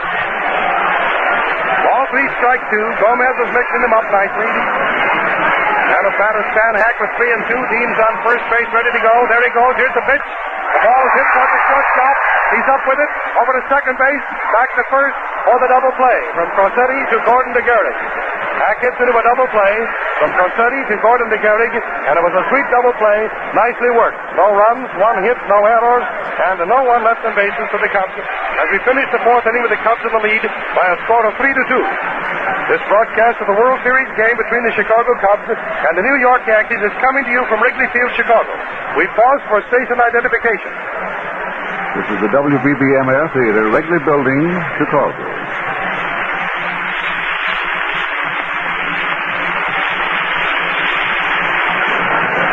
John Harrington, will you come in and take the next 2 innings? Thank you, Pat. We're going into the first half of the fifth with a score standing at 3-2 in favor of the Chicago Cubs over the New York Yankees in the second game of the 1938 World Series. Cubs 3, the Yankees 2, and the first man up is going to be Selkirk. George Selkirk, the left fielder for the New York Yankees, is going to be the first man to step on the batter's box. Selkirk standing off to the right while Dizzy Dean warms up with Gabby Hartman back of the plate. Dean has thrown 3 or 4 of them. He's going to throw a couple of more. Umpire Coles, the umpire in back of the plate today, is putting on his chest protector, and he's ready to step in back of the plate. The warm-up is over. The ball is thrown down to second base from Gabby Hartnett to Billy Herman to Jurgens, back to Dean on the mound, and we're set to go in the first half of the fifth inning. The score 3-2 in favor of the Chicago Cubs. Coles looks over the ball that they've been using in the warm-up, tosses it back into the game. It's used by Dizzy Dean. He's got it out there, rubbing it up now a little bit, and Selkirk steps in the batter's box, taps his bat on the plate, swings his bat a couple of times, poor timing. Gabby goes into the crouch and back of the plate, gives Dean the sign. There's the windup and the pitch, and the ball is hit for a high pop up to the infield. It may be in foul territory. Collins is going over after it. He shields his eyes from the sun, takes the ball to the out. Selkirk goes out to Ripper Collins in foul territory. Has 1 away. 1 down in the first half of the fifth inning, and Gordon, the second baseman, is coming up. Joe Gordon stepping in the batter's box. He had a double the first time up. It was a sort of a freak double. 2 of the Chicago Cubs infielders colliding on a very slow rolling ball down toward the shortstop, and he got a double on it. Here's the pitch. The ball is fouled off to the left of the plate down into the Cubs dugout for a strike. Strike 1. Strike 1 to Gordon. Gordon, a 500 hitter in yesterday's ball game, has had 1 hit for 1 trip in this game, so he's batting 1,004 today anyway. There's the windup by Dean, the pitch, and it's a ball, a little bit wide, ball 1, making it count 1-1. Again, it was that sidearm curveball delivered in there by Dean very slowly, easily, and it missed the outside corner for a ball. Ball 1 and strike 1 the count. There's 1 down, nobody on the bases the first half of the fifth. Here's the pitch, fouls back into the screen for strike 2, making the count 1 and 2. Joe Gordon taking a full cut of that ball, lifting it back into the screen. New ball has gone into play. That one goes out, thrown out by the Yankee bat boy, who took it off the screen and throws it to Pat Piper. Ball 1 and strike 2 to count to Gordon, the second man up in the inning. Here's the pitch. Slow ball hit down to Sammy Hack. He fields it easily. A fast throw over to first base. He's out by about 5 steps. He's out. from Van Hack over to Collins. It's Gordon who was the batter. He's out number 2, and that brings Gomez up to the plate. Gomez, the first time up, hit a fly ball out to Reynolds in left field and was out. Gomez is coming up for the second time in the game. Gomez, history of wins and losses is 18-12. He's never lost a World Series encounter. He's the pitcher for the Yankees today. There's the windup by Dean, the pitch, and Gomez hits a foul down the first base line. Goes just a foot outside as it goes past the first base cushion. Dean had gone over to cover at first base in case it had been fair. Collins fielded the ball, throws it into Hartnett. Hartnett throws it around the infield, finally back to Dean. Score of the ball game 3-2 in favor of the Cubs, and the batter up there is Gomez with 2 out, nobody on in the first half of the 5th. There's the windup, and here's the pitch. A swing and a miss. Well, strike 2. He swings at a slow curveball. Dean getting a sign from Gabby again. Gomez ready. There's the windup, and here's the pitch, and the ball is hit for a high foul back into the stands, just below us and off to the left. Seemed like everybody reached up. Hands were stuck up in the sky for that baseball. It drops right in between them and hits down on the concrete, and then there's a scramble on to see who will get the ball. There's the windup on the pitch. The ball is hit on the ground. It's down to Billy Herman. It's a slow, easy grounder. Herman over to Collins, and he is out. Gomez out at first base from Herman to Collins. Retired the side in the first half of the 5th inning with no runs, no hits, no errors, and no one left on the bases. Dean has now pitched 5 innings of baseball, allowed but 3 hits, walked 1 man, allowed 2 runs to score. Now we're going into the last half of the 5th inning, and the first man to come up is going to be Billy Herman. Herman, who has had 1 hit and a strikeout thus far in the game today, and has scored 1 of the runs, which the Cubs have at the present time. They lead by a score of 3-2. Is coming up to the plate as the first man up. So we'll see Billy Herman, Frank Demery, and Joe Marty. Each one of these men have had at least 1 hit. Herman has had 1 for 2. Demery has had 1 for 1, getting a single the first time and sacrificing the second. And Joe Marty has had 1 for 2, having a double which scored 2 runs in the 3rd inning. Marty's long fly ball scored the first run for the Chicago Cubs. So Marty today has driven in all the runs which the Cubs have at the present time. The score being 3-2 in favor of the Chicago Cubs over the New York Yankees. The last half of the 5th inning, Gomez is warmed up. The ball has been thrown around the infield. Billy Herman is stepping in the batter's box. Umpire Coles back at the plate signifies that all is well. There's the windup, and here's the first pitch now to Herman, a high one, ball 1. Came in way over his head. Becky, a much taller man than Herman, had to catch the ball up around his shoulders. Becky goes down in the crouch back of the plate, gives a sign to Gomez. There's the windup and the pitch. A strike shoulder high over the inside corner, making the count 1-1. It was a fastball.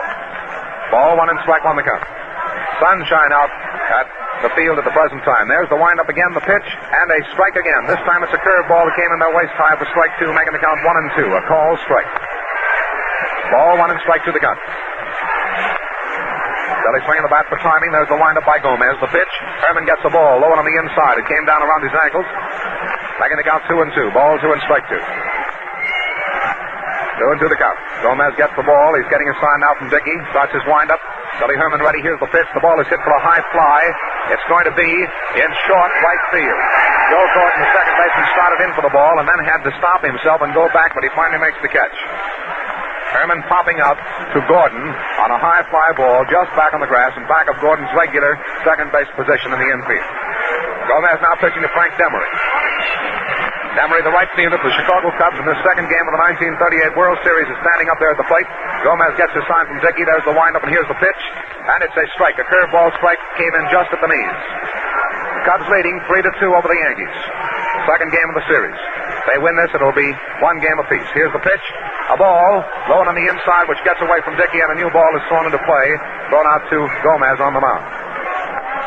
Gomez, the left-hander, pitching against Dizzy Dean, a right-hander, in this second game. Gomez getting his sign. There's the windup and the pitch. A swing and a miss by Demery for strike 2. A high curve ball on the outside. Demery stands out of the batter's box for a moment, looks around. Just a little bit disgusted with himself, I believe, for having swung at that bad one, which was high and wide. Ball 1 and strike 2 is the count to Demery. There's the windup by Gomez. And here's the pitch.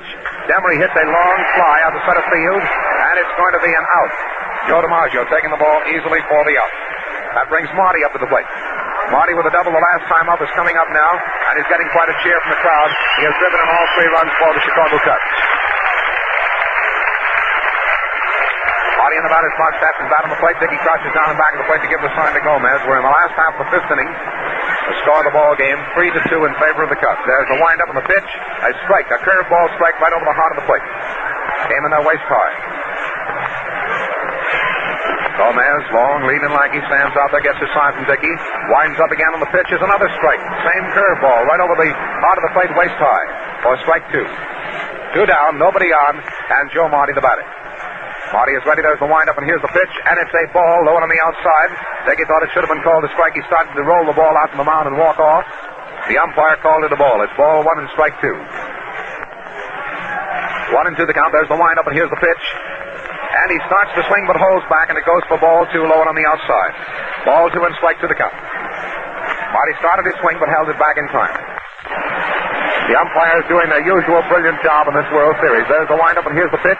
And the ball is hit for a base hit out to left field. Marty singles to left. Ball taken out there by George Selkirk is thrown in to second base. Frankie Crossetti is covering the bag there and takes the ball. It's a single for Marty, his second hit in 3 trips. Marty on first base. It's the 8th hit off Gomez, Vernon Gomez, in this second game of the 1938 World Series, which the Cubs at the present time are leading by a score of 3-2. The Cubs 3, the Yankees 2. Carl Reynolds is up. As a stretch, here's the pitch to Reynolds, and Reynolds gets a strike over the outside corner of fastball. It came in there knee high. That ball was pitched just exactly where Gomez wanted it to go. Fastball knee high over the outside corner. Now he's ready, gets his sign, stretches, the pause. Here's the pitch. High on the outside for a ball. Ball 1 and strike 1 the count to Reynolds. 1-1 the count to Reynolds. Marty down there on first base. Gomez gets his sign. Here's the pitch. And a strike right over the heart of the plate. A fastball comes in there just halfway between the knees and the waistline. And it's a call strike, strike 2, making the count 1-2 to Carl Reynolds. Ball 1 and strike 2 the count. Gomez getting a sign from Dickey. Stands out there on the mound. Doesn't seem to be a bit perturbed about the man on first. Here's the pitch. And the ball is hit for a high foul back into the right field stand. Goes back of the Yankee dugout. Almost into the reserve grandstand section. Ball 1 and strike 2 the count to Carl Reynolds. 2 down on the man on first base and Marty. Marty takes a good lead. There's the stretch, the pitch, a high one, and the steal is on, and Marty is going to be out at second base. He is out from Dickey down to Crossetti. Marty goes out stealing from Dickey to Crossetti, who covered the bag. Bringing to a close the last half of the 5th inning with no runs, 1 hit, no errors, and no one left on the bases. Gomez has now pitched 5 innings of baseball. He has allowed 8 hits, walked 1 man, struck out 3 men, and allowed 3 runs to score, and the Cubs are leading by a score of 3-2 going into the first half of the 6th inning. In the 6th inning, we're going to see Crossetti, Rolfe, and Henrich as the first 3 men to face Dizzy Dean. Let's see what their records are in this ball game thus far. Crossetti up 2 times in the ball game. It's flied out each time to Carl Reynolds in left field. Rolfe up 2 times in the ball game, grounded out the first time to Dean. The second time went out from Herman over to Collins. Henrich up 2 times in the ball game, popped out the first time to Billy Jurgis. The second time went out from Herman over to Collins at first base. Those are the first 3 men to come up in this inning. Dean is getting his sign. He's finished his warm-up, and Crossetti is now in the batter's box, taps his bat on the plate. There's Dean getting his sign from Gabby. He has it. There's the windup, and here's the pitch, and it's a strike. A curveball, sidearm curveball, which came in there, shoulder high for a strike. It came right over the plate. Strike 1 the count. Again the windup by the great Dizzy. This time he has to stop, however, as Crossetti is set out of the batter's box. Now Crossetti is in there again, swings his bat a couple of times. Dizzy winds up, and the pitch, Crossetti fouls back into the screen and back of the plate for strike 2. Strike 2 the count to Frankie Crossetti, the shortstop for the New York Yankees. Dizzy Dean the pitcher, there's the windup, and here's the pitch, and Crossetti hits another fly ball out to left field. This time Reynolds goes almost back to the wall to take it, but take it he does for the out. Crossetti 3 times in the ball game has gone out to Carl Reynolds out in left field. 1 down in the first half of the 6th, and Rolfe is coming up. Dean has pitched 5 innings, allowed but 3 hits. He has walked 1 man and allowed 2 runs to score. He hasn't struck out a man in the ball game. 1 down. Red Rolfe is the batter, a left-hand hitter. There's the windup, and here's the pitch. Rolfe gets a strike. Just about 3 inches above the knees and over the inside corner for strike 1. Other sidearm fastball. There's the windup, and here's the next pitch by Dizzy. A slow ball comes over the plate, but a little bit low for ball 1, making the count 1-1. Ball 1 and strike 1 the count. Ball 1 and strike 1. There's 1 out. Batter up there's Red Rolfe. Here's the pitch, a slow ball. which came a little bit too close to him that time for ball two, making the count 2-1. Ball two and strike one the count. Rawl swings that bat a couple of times to the third baseman for the Yankees. Here's the pitch, and it's a ball which comes in right at the knees, but a little bit too close to him for ball three, making the count 3-1. Ball three and strike one. Says he doesn't say a word, although Gabby complained to umpire Coles about that one. 3-1 the count. There's the windup. And here's the next one. And it's a strike over the inside corner. Curveball which broke over the inside corner, went high for strike two, making the count 3-2. It was a called strike. Dean goes right into his windup again. Draws ready. Here's the pitch. Rawls took a full cut of the ball and swung and missed on a low curve on the inside and went down swinging, striking out for the first strikeout of the ball game for Dizzy Dean. Dizzy Dean has now struck out one man, and Tommy Henrich, the right fielder, is coming up. Henrich up there at the plate. There's the windup by Dizzy. The pitch, a strike over the outside corner right at the knees. Again, that sidearm curveball.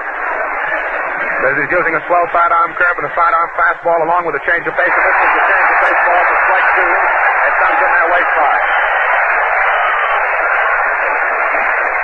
Dean winds up again. The pitch to Henrich. The ball is hit right back at Dean. He knocks it down, picks it up very slowly, throws over to Collins. He's out.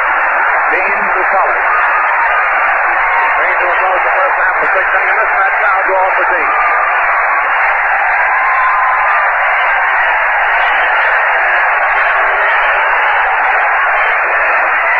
The crowd is better than 40,000. Around 44, I should say. Stood up and cheered and clapped for Dizzy as he went over there to the dugout.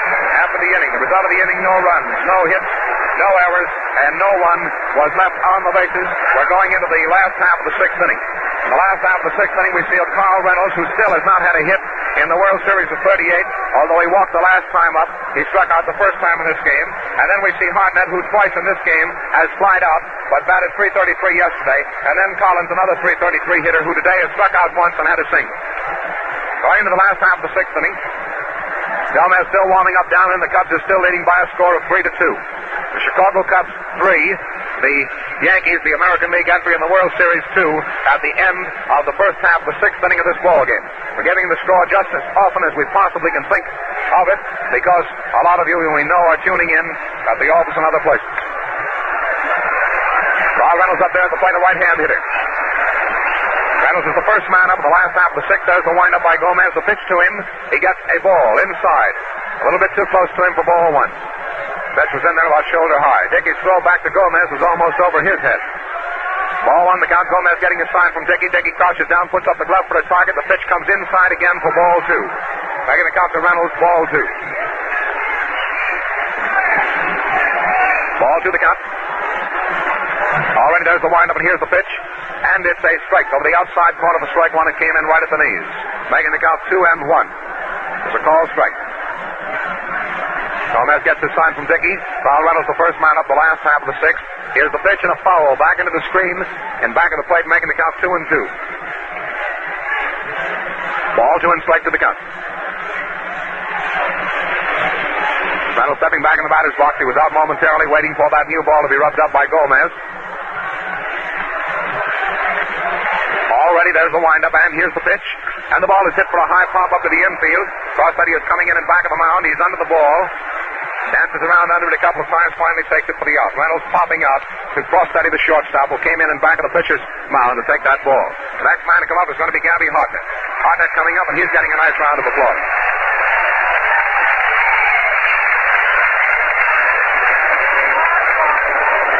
Hartnett setting in the batter's box, a .333 hitter in yesterday's game, hasn't had a hit today. Here's the pitch, a high one for a ball. Ball one. Sort of a high lobbing throw, nothing much on it. Gomez getting a sign from Dickey. There's the windup, and here's the pitch. Hartnett hits a long ball. It's going way deep in the center field, but DiMaggio is going back after it. He gets under it and takes it for the out. It was a long fly ball, about 380 feet away from home plate, but it was to dead center. And the ball been hit to left or to right, it probably would have gone into the stands for a home run, but that was hit to dead center field. Collins is up with two out, nobody on the bases. The last half of the sixth, and the Cubs leading 3-2 over the Yankees. Here's the pitch. The ball is hit for a high foul back into the screen and back of the plate by Collins for strike one. Trevor Collins, the first baseman for the Cubs, is up. Heel ball has been thrown in. Collins has had one hit and a strikeout and two trips up in this game. Here's the pitch. And he takes a slow ball, hits it down to Red Rolfe. Rolfe comes up with it. Collins is running down to first. The throw is way wide by Red Rolfe, and he is safe at first base. Waiting for the officials.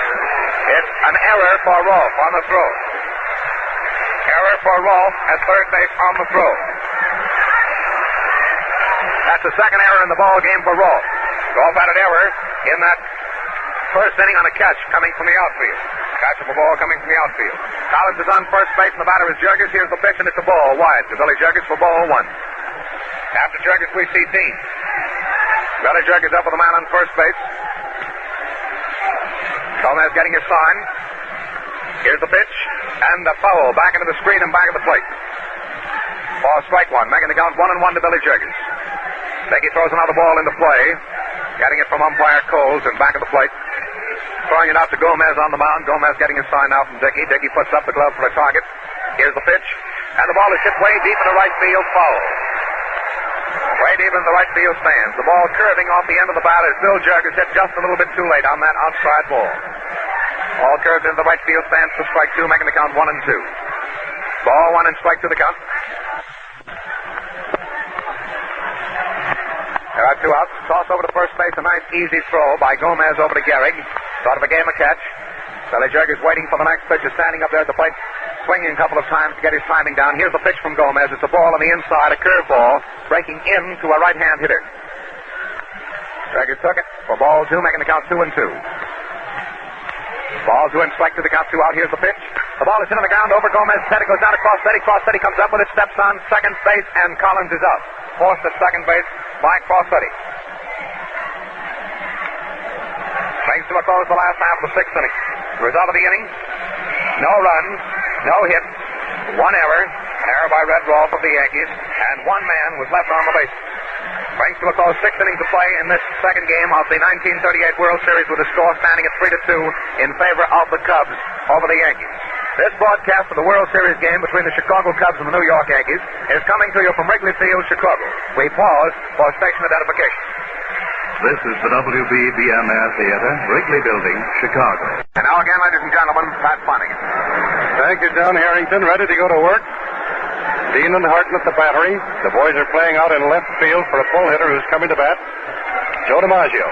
DiMaggio, Gehrig, and Dickey coming up as the first three men to face Dean in this inning. Cubs 3, Yankees 2, as we start the first half of the seventh. Ready for the ball to be pitched. Dean has his sign from Hartnett. Starts into a slow, easy wind-up. Sidearm curve ball high. Ball one. A little high that time for ball one. Kind of a ball that keeps climbing all the time. Here's the next pitch. Outside. Curve ball wide for ball two. Gabby makes a sign down toward the bullpen. Next one the umpire says is ball three. Gabby makes a sign for them to lay down first at the bullpen. The next sign is to get up. His first sign was to stay down. The next sign, get up. Ball three. The next one's a strike in the outside corner. 3-1 is the call. Man at bat is DiMaggio. Dean winds it up. He's ready to pitch. Here it comes. There goes the ball foul out toward left field. He went too soon for a slow ball. Ball three and strike two. Larry French and Jack Russell warming up for the Cubs. Hartnett yells something to Dizzy Dean. 3-2 to the hitter. Dean's out there on the mound, has his sign. Dean starts his windup. He's going to pitch it. Here it comes. There goes the ball toward third base on a hop to Hack. Hack over to first base. He's out. Marshall's out from Hack over to first base from Collins. That's one down. Gehrig comes to bat with a perfect day at bat. He has walked once, singled once. Bill Gehrig comes to bat. One man down, nobody on. There's the pitch. There's the ball for a high fly toward right field. Right fielder Demery is coming in, playing the win on the dead run. He's waiting for it and gets it to the out. Really got him a fly to the right fielder. Next on at the bat is Dickey. He had a perfect day at bat yesterday. Today he's popped out to the shortstop and hit into a double play. Dean goes up to the mound to get his sign. Dean has his sign. He's ready to pitch it down. 2 down, nobody on. There's the ball fouled up into the net. They're starting to take a cut at everything that Dizzy puts down there that looks good. It's the 7th inning, and the Cubs are ahead 3-2. Turned out to be a beautiful, bright, sunshiny day along about the 4th inning. Still a few fleecy clouds up in the skies, but mostly it's clear. There goes the ball for a drive out towards center field, way back deep. Marty's after it. He has it. And on the fly to Marty. Then coming up and down in the seventh inning. No runs, no hits, no errors. No one left on base. All good Cubs fans come to their feet in this last half of the seventh inning. We have Dean, Hack, and Herman coming up for their turns at bat.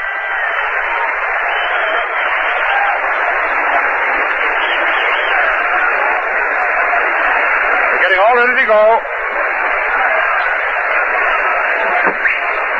Dean, Hack, and Herman coming up to face Gomez, who has allowed 8 hits and 3 runs. Playing the last half of the seventh. In the second inning, the Cubs got their first run in the first inning. Hack singled. Herman struck out.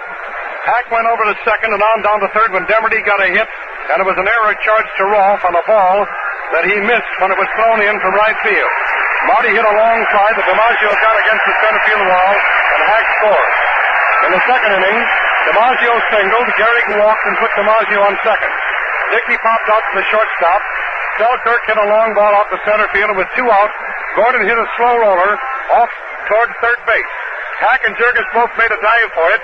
They hit each other. The ball rolled between them, went for a double. DiMaggio and Gehrig scored, and Gordon called up on second base. Then Gomez flied out to left. Gomez having his warm-up throws. The Cubs got their second set of runs. When they came to bat with the first man up in the third inning, Hack getting a hit. Then Herman got a single. There was a sacrifice by Demerty that advanced both men to second and third. Marty, who had driven the run in the first inning, got a double out to right center and drove in those 2 runs. Then Reynolds walked. Hartnett popped out to center field, and Collins struck out.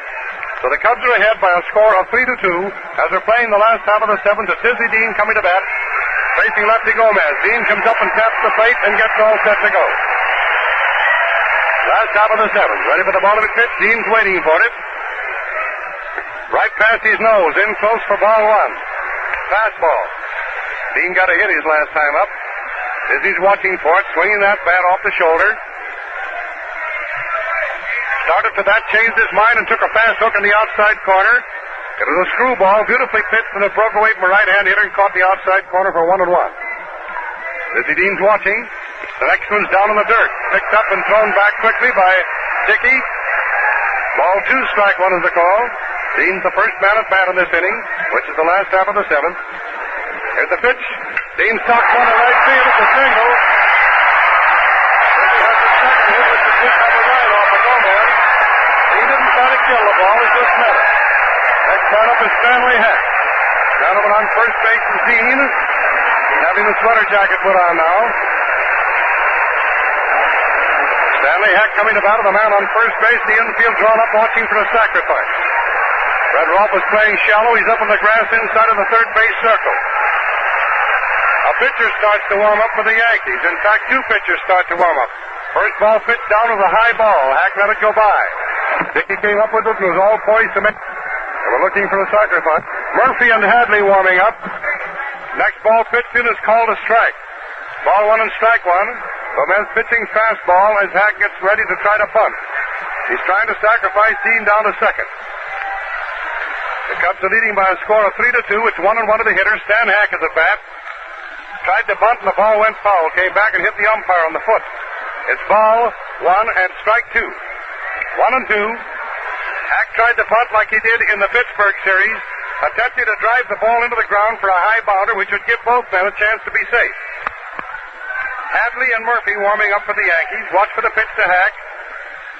Takes the ball, called for a strike in the inside corner, and he yells about the decision, but the umpire says it's a strike right in there called, and Hack had a slow change of pace. Ball was cooled in that time. He's called out on strikes, which is strikeout number 4, I believe, for Goofy Gomez. Right, John. Thank you. Billy Herman comes to bat. He's had 1 hit this afternoon. Yesterday he batted .250. Man on first is Dean. Billy Herman at bat. First ball pitched, he tries to hit it out toward right field, but it's a fastball, and he hits it foul up into the upper deck behind the first base. When Herman steps forward in the batsman's box, he's trying to hit behind the runner. Dizzy Dean laid that ball out in right field by just tapping at it. Dean's taking a lead at first. Billy tries to hit one to right field, and he fouls another one back into the stands, way down in the right field stands.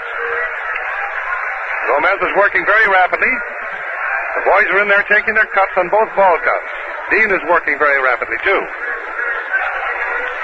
Watching for the pitch, the Cubs leading 3-2, a man on first. Next ball pitched is right past Billy Herman's nose. Ball one, strike two. One man down, a man of it on first base. And if the Cubs can get a rally started here, they can cause a lot of trouble. The if is Mr. Gomez is pitching himself a flock of baseball. Billy takes another high ball right past his nose. Ball two. Ball two, strike two, and Dizzy Dean's over on first base. He wants to go. But they're holding him there with the hope that Bill might be able to get a hold of one. They're playing him for a pull hitter out toward left. Billy Herman's the boy at bat. Hits the ball foul off to the left of the plate. It's a foul ball. Strike two is still the call. Ball two, strike two. Dickey goes over, retrieves the ball, and starts around the infield, but it doesn't go very far. Gehrig immediately gives it to the pitcher. Billy Herman steps up into the batsman's box, taps the barrel of the bat down against the plate. Man on first is Dizzy Dean. It's a 2-2 count to the hitter. There's one man down. Watch for the pitch. He swings too late at the fastball. Goes down swinging. That's strikeout number 5 for Gomez. He struck out 2 in the first inning. He struck out 1 in the third. And now he has struck out 2 in the seventh to the man aboard. Demerty coming to bat. He's had a hit laid down a sacrifice and flied out to center. Dizzy Dean is trapped off of first base. Gomez ready to make the throw, and he misses him, and Dizzy's making him go all the way to second. Now he's running back, and he's finally put out on the throw from Gomez to Gordon. Dean is caught off first. Dean caught off first, and he goes out from Gomez to Gordon. The side is retired, no runs, 1 hit, no errors, and no one left on base. That ends the 7th inning. We start playing now in the first half of the 8th inning, with the Cubs still leading by a score of 3-2 in a very tight ball game. Selkirk, Gordon, and Gomez, the first 3 men to come and face Dizzy Dean. Dean out of the mound, picks up the rosin sack, gets ready to take that ball and have a few warm-up throws with Gabby Hartnett. Score is 3-2 in favor of the Cubs. We told you how the Cubs made their scores and how the Yankees got their two. So you can see how the ball game has gone since those early innings. The Yankees are still a dangerous club, and the Cubs are just as dangerous. Get those hits. The Cubs have had a hit in every inning except the 6th. That's the only inning in which they have gone hitless. They got 2 hits and a run in the first inning. They got 3 hits and 2 runs in the third. They got 1 hit in the 2nd, 4th, 5th, and 7th. But when the first man up got a hit, then Gomez really bore down. They still have Hadley and Murphy warming up for the Yankees, figuring probably that if Selkirk or Gordon get on, they can relieve Gomez. The Cubs have French and Russell keeping warm. Dizzy Dean gets ready to pitch this ball down to Selkirk. Dean winds it up, arms overhead. They're playing him for a pull hitter toward right. He hits one out toward right field. The ball takes a hop out there and is thrown back into the infield in a hurry, and they find a man of it on first base. Selkirk got the hit that put the tying run on. Now we'll see what the Yankees do. That is hit number 4 off Dean, and the first hit they've had since the 4th inning, and it's the second hit that they've had since the 2nd inning. They're starting to take picks on Dizzy now, and that first pitch, we'll see what happens.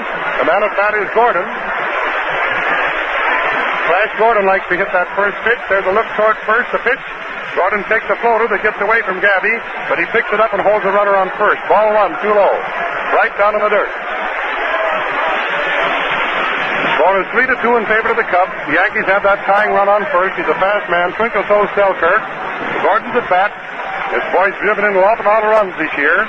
There's the stretch by Dean, the pitch. There goes the ball toward third. Hack gets it. Over to second. Second back to first. And he's safe at first and out at second for a 4-2.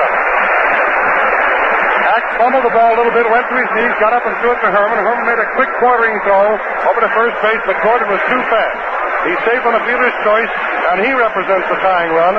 Whereas Selkirk was forced out at second base from Hack over to Herman. We'll see who bats for Gomez.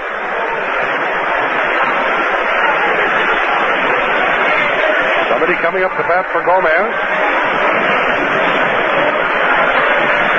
Big husky boy, too. Gomez was out of the game. Gomez pitched 7 innings. He allowed 11 hits. He walked 1. He struck out 5, and 3 runs came in his pitching. Looks like foul? No. Male Hogue is batting for Gomez. Hogue is coming up as a pinch batter for Gomez. Coming up as a pinch batter in the 8th inning for Gomez. Lefty Gomez is out. There's a man over on first base. Dean ready to pitch down to Hogue. Dean pitches, and Hogue takes the first one outside. Low ball. Ball one, no strikes, one down on the tying run on first base. We have Hadley and Murphy warming up for the Yankees.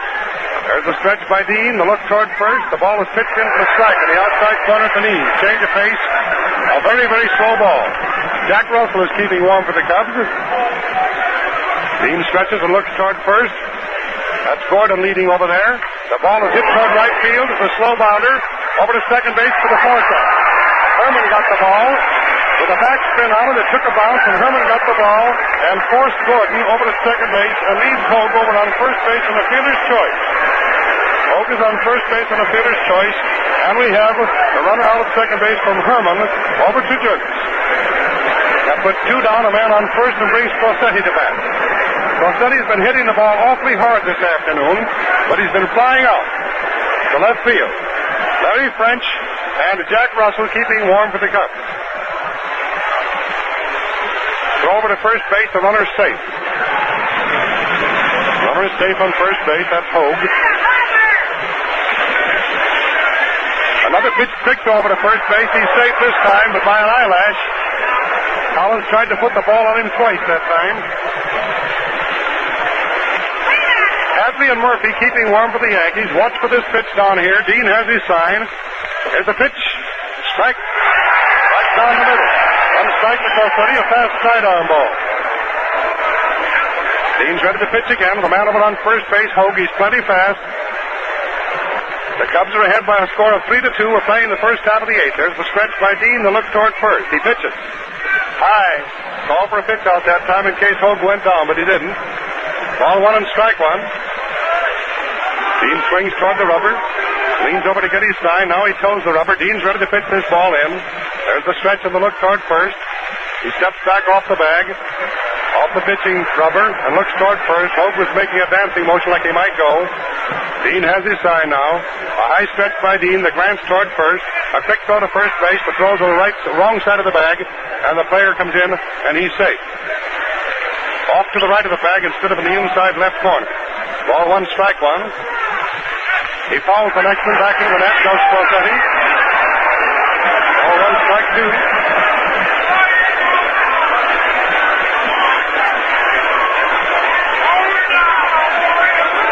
Dean gets his sign to pitch the next one down. 1-2 to the hitter. Dean's up on the mound. Rubs the ball up.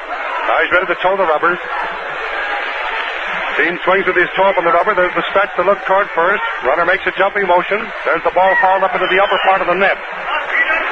Ball one, strike two, two down. 3-2 in favor of the Cubs in playing the first half of the eighth. Izzy Dean receives the new ball from Hartnett. Dean's ready to swing into position. Man on first base is Hogue. Dean has his sign. There's the stretch. The look toward first. 1-2 on the hitter. Ball floats down and is hit toward third base. He went for a slow ball that time. Went down toward third base and just missed the dugout. Ball came in on the bat handle.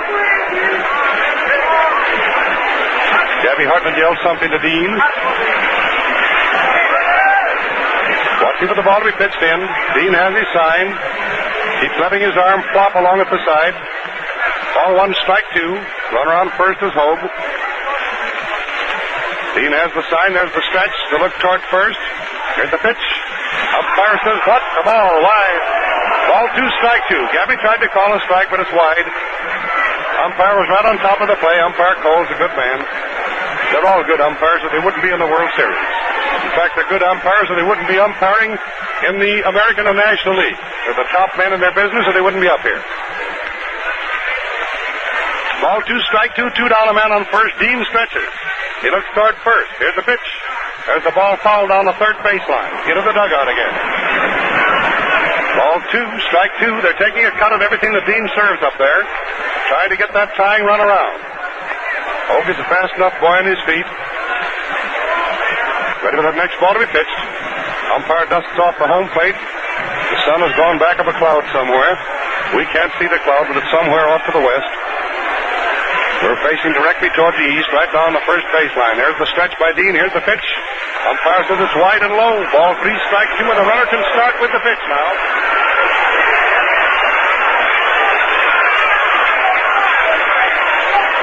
Yankee fans start to talk it up. Cub fans are yelling for Dizzy to hold him. Runner on first, ready to go with the pitch. Dizzy stretches. Steps off the mound as he finds out that the hitter has stepped out of the batsman's box. Ball 3, strike 2, 2 down, and the runner on first can go with the pitch. Dean is pitching to Selkirk. Dean stretches. Dean's ready to let it go. Here it comes. There goes the ball out to left field. It's foul. I said to Selkirk. I meant Crosetti. He's pitching to Crosetti.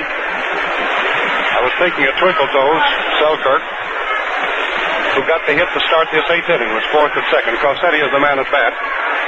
Ball 3, strike 2, 2 men down, and Hogan first base. Dean ready to pitch this ball down to Crosetti. Dean swings out of the mound. Throws the rubber. Runner on first can go with the pitch on a 3 and 2 with 2 down. There he goes. Here's the pitch. There goes the ball for a high, long drive. Out in the left field stand for a home run. Crosetti hits the home run out into the left field stand, and the score has now changed complexion. It's the Yankees 4 and the Cubs 3. 2 runs coming in, and that's only hit number 5 off the pitching of Dean. A well-hit ball. He's been aiming for that all afternoon, trying hard to pull that ball, and he's been holding back, and 3 times Crosetti has flied out to Reynolds. Once he held back and hit into the corner, Reynolds got it there. The next 2 times he drove him clear back to the wall. A well-hit ball for a home run, and the Yankees have gone out ahead by a score of 4-3. Next ball pitched in was pitched into Rolfe. Rolfe got that ball. First one for the ball, the next one for a strike. Ready for the next ball to be pitched. Next one floats in close for another ball. Ball 2, strike 1, 2 down, and 2 runs in for the Yankees. They're ahead 4-3. The Yankees are all jumping up and down over there on the bench, and they're patting Crosetti on the head and hitting him on the back. Crosetti finally got the first home run of the World Series. There goes the ball for a high foul toward first. No sense going for that. It's way back in there. Gentleman caught the ball with the edge of his cap that time. Missed it. Ball 2, strike 2. 4-3 in favor of the Yankees in the 8th inning. Here's the pitch. Umpire says you're out. Strike 3. You all stood there and looked at it slide by, and he's called out on strike.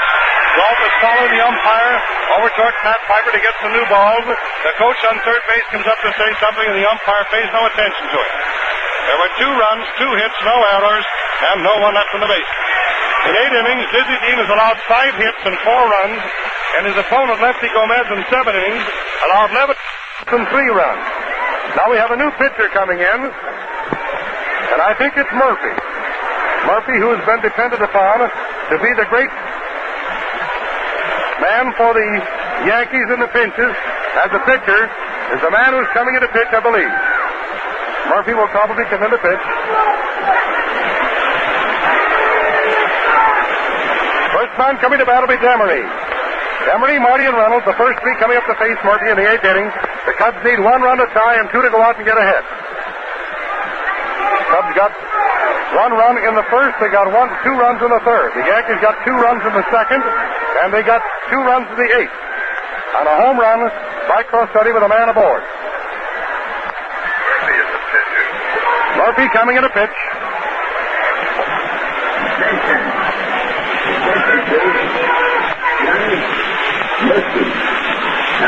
Murphy coming in to pitch in the 8th inning. Murphy's a great big right-hander. The Yankees are leading by a score of 4-3. The Cubs about hit them 2-1, but they haven't been able to get those runs in the pinches. A very, very well hit ball by Crosetti, who's been aiming at that left field bleacher all afternoon. And this is the one, instead of hitting a high fly, that he hit the line drive. He really got a hold of that pitch by Dean and smacked himself a line drive that really went for a home run. This is the last half of the 8th. Murphy's having his warm-up throws with Dickey.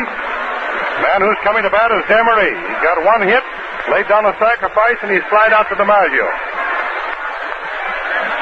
The crowd started to say play ball, but Murphy still keeps throwing the ball down to Dickey. Dickey finally gets ready to throw it back to him. The umpire dusts off the home plate. The throw is made to second. Murphy comes down to talk with Dickey about the sign. The first man coming to bat is Frankie Demery.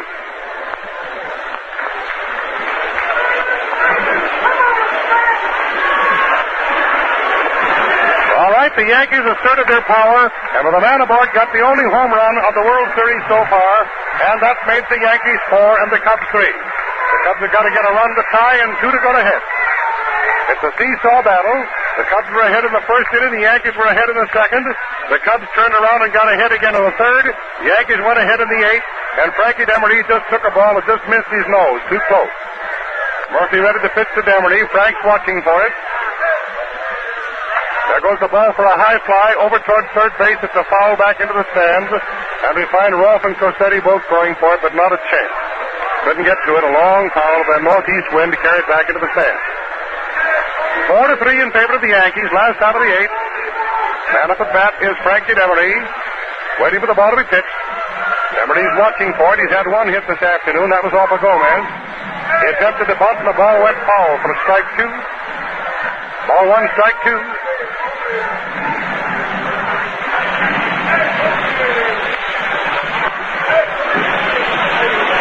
Ball 1 and strike 2 to the hitter. All set for the ball to be pitched in. Frank is watching for it. They're playing Frank for a full hitter toward left. That leaves center field and right field wide open. Right down the middle, but it's too low. Ball was down below the knees. Dickey started to throw the ball towards third base, and the umpire says, "I'm sorry, son, that was a ball." Ball 2, strike 2. Demery waiting for another one. Bat on the shoulder. Swung at it for a strike. Went for a curveball that time. The last 3 men to come up have gone down swinging. That's strikeout number 1 for Murphy. The first man he faced, he struck out. They say that's bad luck. Well, here comes Marty to bat. He's driven in all 3 of the Cubs' runs. Joe Marty coming to bat. 1 man down, nobody on. Ready for the pitch to Joe. High ball. 1 ball too high and wide. It's an outside corner with an overhand curve. It's 4-3 in favor of the Yankees. Ready for the ball to be pitched. Marty's watching for it. Low ball, 2. Over the plate, but too low. Overhand pitch. Murphy has been a great relief man for the Yankees for the past couple of years. We'll see how the next one goes. Marty's watching for it. There goes the ball for a high fly toward right field, way out there, but it's back into the stands. Right fielder started for it, made a nice run, but the ball was fouled by at least 60 feet. Snapped his glasses down and went for it. That heads-up ball, though, when you keep going for it, you never can tell what the wind will do. Ball 2, strike 1. Marty at bat, watching for another one. We'll see how it comes in. Marty takes one close to his belt for ball 3. That's 3-1, and the next 2 must be good. The next 2 have to be in there for Marty. It's 4-3 in favor of the Yankees on a home run in the 8th inning with a man aboard. That home run hit by Crossetti. Marty took a strike in the outside corner, makes it 3-2. He put the burden of proof on the pitcher. JoJo's walking to the next one. The last 3 men to face Gomez and Murphy have struck out. Marty's up there. Watch for the pitch. 3-2. 1 down. There it goes. Out to right field. Marty gets his hit. There you have it. 3 hits in a row for Marty. A double and 2 singles. With the man over on first base. That hit number 1 off Murphy. The tying run is on. With Reynolds coming to bat. Reynolds at bat. With the man over on first. 1 man down. Marty's over on first base. The tying run is on. The Cubs must bring it in here. First ball is a slow curve, strike 1. 1 strike it is to Carl Reynolds. 1 man out, a man on first base, and strike 1 to the hitter. The next pitch will change something. It's 4-3 in favor of the Yankees, the last out of the 8th. Cubs at bat. There goes the ball for a drive down towards second base. Over to shortstop. Shortstop back to first with a double play from Gordon to Crossetti to Garrett. Reynolds hits into a double play from Gordon, second base. Crossetti at short to Garrett over at first. And the side is retired with no runs, 1 hit, no errors, and no one left on base.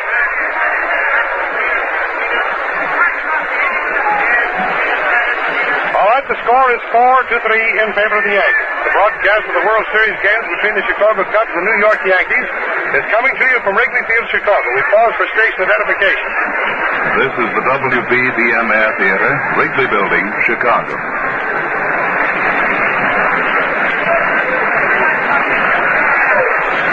All right, John Harrington, will you take this next inning? Thank you.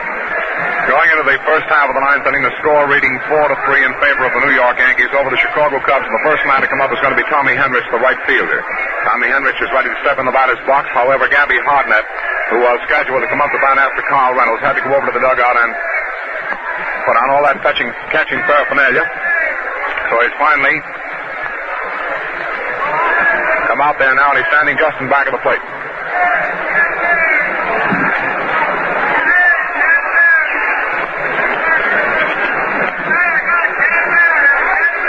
Designee out there on the mound has finished his warm-ups, and the first man is stepping in the batter's box is Tommy Henrich, the right fielder. There's the windup by Designee. Here's the pitch, and Henrich hits a line drive smash out to right field for a single.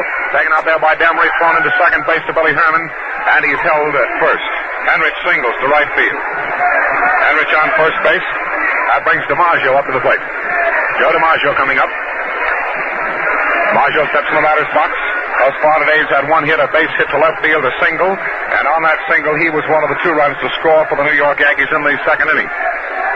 Already there's a stretch to look toward first base, and here's the pitch by Dizzy Dean. The ball is hit for a long one way out deep in the left field. It's going over the fence and over the wall for a home run. A home run for Joe DiMaggio over the left field wall, scoring two more runs for the New York Yankees and putting them ahead by a score of 6-3 in the ball game. The Yankees 6, the Cubs 3. A home run by Joe DiMaggio over the left field wall of the first pitch from Dizzy Dean. Gibbs is out there now talking with all of his infielders, and they're sending Jack Russell, I believe, into the ball game. Jack Russell is trying to come in to relieve Dizzy Dean. Dean is being taken out of the ball game. Now it's going to be Larry French. French is the pitcher coming in. French at least is leaving the dugout and coming in to pitch as far as we know. Gabby is calling on Larry French to relieve Dizzy Dean here with the score 6-3. Score of 6-3 in favor of the Yanks on a single and a home run here in this first half of the ninth inning. The single was by Henrich out to right field. DiMaggio hitting a left field home run right over the left field wall out toward that yellow brick building just beyond the left field flagpole in the wall. It went all the way over the wall on the fly and down into the yard in front of that building over there, which at the present time are perched several spectators on top of the building and also in the window. Larry French going into the pitch. Dizzy Dean is saying, give him a great hand as he comes out of that ball game. Not all standing up and cheering for him. He's given a swell exhibition of pitching. Two more hits in this inning, a 7 in all off Dean in the ball game, and 6 runs off Dean. Score being 6-3. French is now going into pitch. He's in there warming up. Throwing a few warm-up pitches into Gabby Hardnett. He should be plenty warmed up. He's been warming up off and on since that first inning. Went down there in the bullpen with Jack Russell as a relief hurler, and the two of them have been warming up for a long time, and now the first man to come up is going to be Gehrig facing Larry French. 2 runs across, nobody on the bases, nobody out. The first half of the ninth inning, and the score 6-3 in favor of the New York Yankees over the Cubs. Gehrig in the batter's box. Larry French is ready. There's the windup, and here's the pitch. A slow curve, a little bit wide for ball 1. Ball 1 to Lou Gehrig. Yankees won yesterday's game 3-1. They're winning this one 6-3 today in the first half of the ninth. There's the windup, and here's the pitch. And a slow curve again breaks over the outside corner this time. Waist high for a called strike, making the count 1-1. Ball 1 and strike 1 to Lou Gehrig, the first baseman of the New York Yankees. Gehrig up, nobody on the bases, nobody out. First half of the ninth with 2 runs across. Here's the pitch, a ball inside and high, very fast one. Ball 2, making the count 2-1. Ball 2 and strike 1 the count. Already there's the windup by Larry French. The pitch, a swing and a miss by Gehrig to strike 2, making the count 2-2. It was again that slow curve ball going away from a left-hand hitter, and he swung and missed it for strike 2, making the count 2-2 to Lou Gehrig.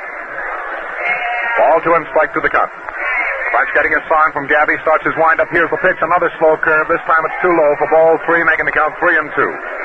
Ball 3 and strike 2 to Gehrig.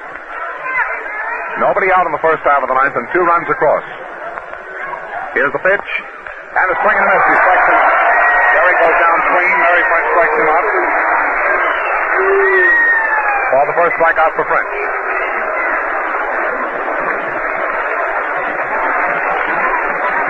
The Yankees putting this game, at least assuming a little bit, on ice here in the first half of the ninth with 2 extra runs. They were already leading 4-3. Now they're leading 6-3. There's the windup by Dean. Here's the pitch. It comes in to Bill Dickey on the inside around his knees for a ball. Ball 1. Ball 1 the count.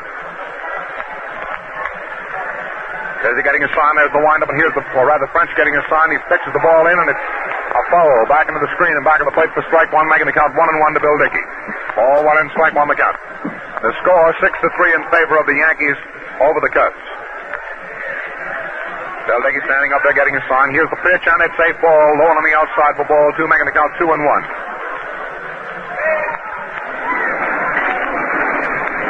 Larry French steps off the pitching rubber for a moment, goes back toward the rosin bag, but does not use it, rubs the ball up. Stands up there touring the rubber now, getting his sign from Gabby back at the plate.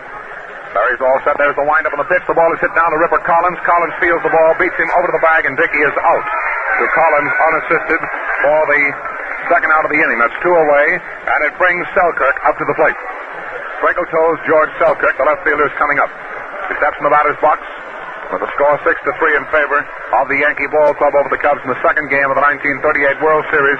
Gabby crouching down and back of the plate, giving the sign to Larry French. Larry gets his sign, starts his windup, and here's the pitch. A fast one on the inside, almost hits him in the shoulder. He ducks away from it. It goes for ball 1. Ball 1 the count. Selkirk the batter. 2 out, nobody on, and 2 runs across in the first half of the ninth inning. Selkirk stepped out of the batter's box. Now he's back in again, taps his bat on the plate. Larry French walks up on the pitching rubber. He's taking a little bit more time between pitches than did Dean, his predecessor. Here's the pitch, and it's a ball low on the inside for ball 2.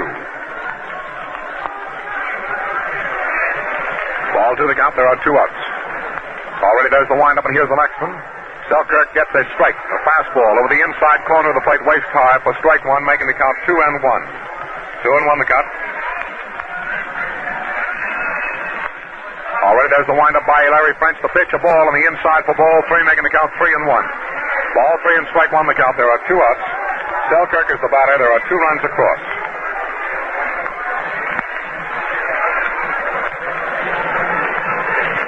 French getting his sign. Hardnett crouched down and back of the plate. Already there's the windup. Here's the pitch. A fast one on the inside. Almost hit him in the head. It goes for ball 4, and he goes down to first base on a walk.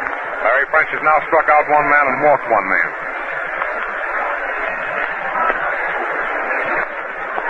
Selkirk seemed to pull a little muscle on his side. He's holding his side a little bit as he walks down to first base when he tried to get out of the way of that fast ball, which was coming in his head as it came in there. It was not an intentional beanball. It was just one of those wild throws. Ball 4, he's down at first base after walking down there very slowly, still stretching, trying to get that kick out of his left side. And I believe they're calling for the trainer to come out and possibly a man to run for him. Selkirk stretching and flexing his muscles, goes back. The first base cushion, he's all right now. So it's 1 man on, 2 out, 2 runs across. Selkirk was hit by a pitch ball. It wasn't ball 4. Scored as a hit by a pitch ball officially. Here's the pitch. It comes in to Gordon, and he swings and misses for a strike, strike 1. Although it didn't look up here as if he'd been hit by a pitch ball. That's the official scorer has thus scored it anyway. Here's the pitch now again, and it's a strike over the outside corner to Gordon for strike 2. Fastball pitched in there waist high.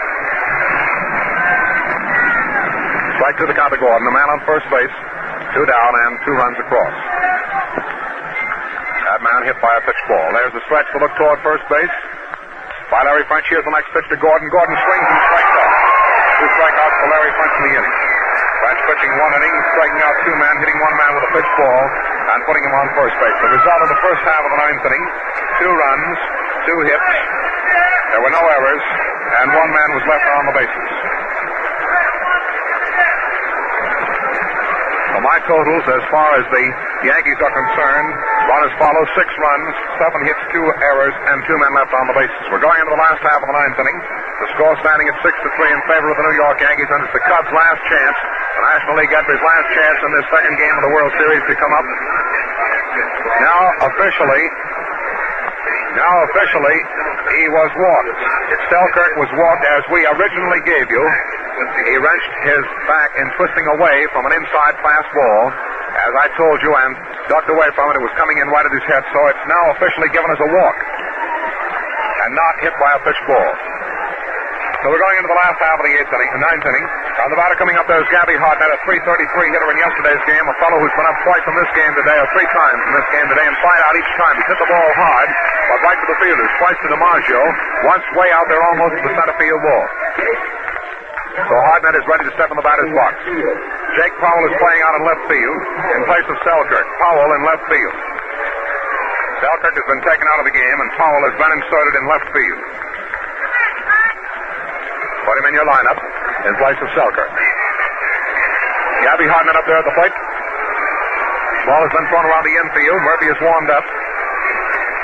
He's now ready to pitch to Gabby. 3 runs needed to tie up for the Cubs. And 4 to win. Score of the ball game 6-3 in favor of the Yankees. Gabby swings the bat a couple of times. Murphy's ready. There's the windup and the pitch. A strike over the inside corner, waist high. Strike 1 the count to Gabby Hartnett. The last half of the ninth inning of the second game of the World Series. There's the windup, and here's the next one. Hartnett swings and misses for strike 2. Strike 2 the count to Gabby.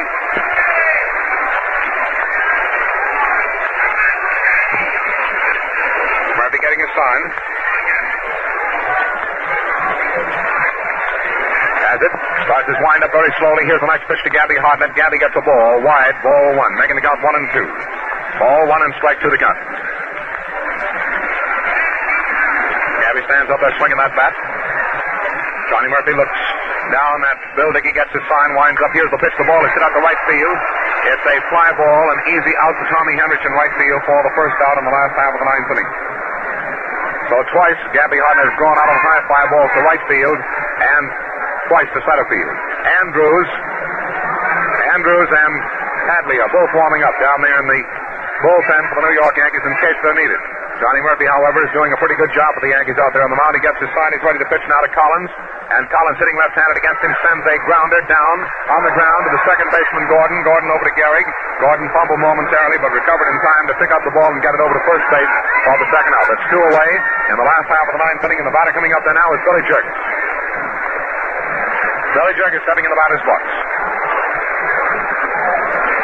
Jerkes steps in there, taps his bat on the plate. Looks out at Murphy. That's the Billy Jerkes to keep the Cubs in the ball game by getting a base hit here if they expect to stay in the second game. However, the Yankees putting the game on ice the first half of the ninth, went into the lead 6-3. Here's the pitch, and Jerkes gets a fast one a little bit low and on the outside for ball 1. Ball 1 the count. Jerkes swings the bat a couple of times for timing while Murphy is getting his sign. Then he reaches over and pitches the ball in. It's a high foul in back of the plate and off to the right, going into the right field section of the stands, way back in the boxes. Ball 1 and strike 1 the count. 1-1 the count. Yankees leading 6-3 the second game of the 1938 World Series. Here's the pitch, a ball high and on the outside for ball 2, making the count 2-1 to Bill Jerkes. Ball 2 and strike 1 the count. Bill stands up there, swings his bat once or twice. Johnny Murphy is ready. Here's the windup and the pitch, and it's a ball inside and high for ball 3, making the count 3-1. All 3 and strike 1 the count. Part of the 44,000 some odd fans are ready to leave the ballpark and is starting out. But as we've said so many times before, no ball game is over till that last man is out. 3-1 the count. Here's the pitch, and it's high for a ball. Ball 4, and Jerkes goes down to first base on a walk. Jerkes didn't think he had ball 4. He hesitated momentarily, decided to get ready for the next pitch, but it was ball 4, and Jerkes goes to first base. And some of the fans had to holler to him that it was time to go down to first base. Ball 4, somebody hollers from the stands, and so Jerkes strikes down for first, and there he is. Billy Herman is coming in to tell the umpire Colson back at the plate of a pinch batter who is coming up here in the last half of the ninth inning for the pitcher, Larry French. It's going to be Phil Cavaretta. Cavaretta coming up.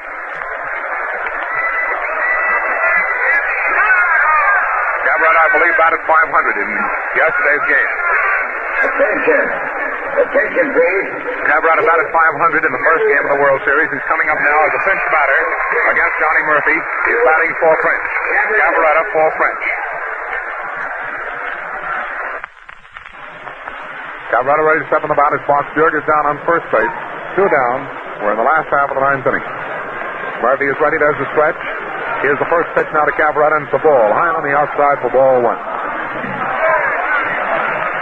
2 boys still warming up down there for the Yankees. From Tadley and Harvey Andrews. Here's the pitch. A strike over the inside corner, a fastball. Harvey firing it right down the groove over the inside corner for a strike.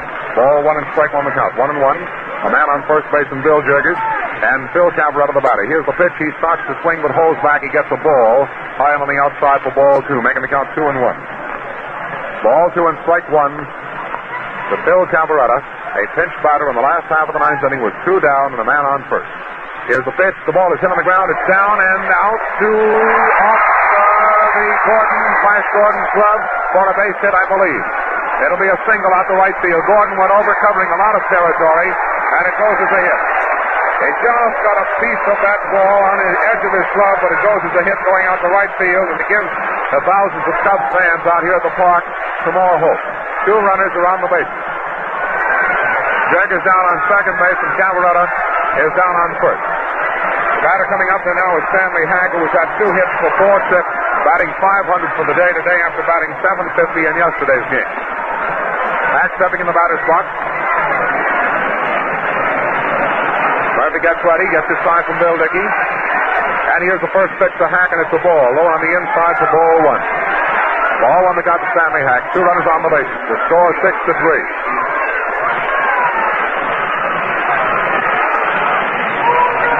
There's a stretch to look toward second base by Johnny Murphy. Here's the pitch. Stanley Hack gets a strike. It came in at the knees and over the heart of the plate, a fastball. Making the count 1-1. Ball 1 and strike 1 to Stanley Hack with 2 runners on the bases. Jergers walked. Cabrera single to right. After 2 were down in the last half of the 9th. Here's the pitch. The ball is hit for a smash down to Crossetti. He takes a line drive right at the ground, and he is out. Hack hits a line drive smash to Crossetti, the shortstop, and he is out for the 3rd out, and the ball game is over. The Yankees win the 2nd game of the 1938 World Series by a score of 6-3. The last half of the 9th inning showed no runs, 1 hit, no errors, and there were 2 men left on the base. Totals for the time of the game was 1 hour and 53 minutes, and the totals on the game for New York: 6 runs, 7 hits, 2 errors. For Chicago, 3 runs, 11 hits, no errors. There were 2 men left on the bases for the New York Yankees, and there were 7 men left on the bases by the Cubs. Those are the totals on the game officially as they've come to us on our speaker. John Harrington speaking to you, and now here again is Pat Flanagan. How do you do, ladies and gentlemen? All ready to go on and tell you what happened in the ball game and speak about some of the ball players who seem to be the heroes. Crossetti, of course, getting his home run, which put them ahead and actually drove in what was the winning run. 42,108 people actually attended the ball game. $203,000 is what was just $205,437. The official receipt. $205,437. 15% for the commissioner. Minus that, $30,813. $13.55. That's what was minus for the commissioner. Well, as long as these things are coming over the loudspeaker, I might just as well go ahead and talk. Of course, today, we must say again that the hero of the series this afternoon was again this boy Crossetti, who played a beautiful game. He started 2 double plays that pulled the Yankees out of bad spots and pulled Gomez out of bad spots. And then we have Crossetti, who hit a home run and actually drove in the winning run himself. He'd been aiming at that left field wall all afternoon.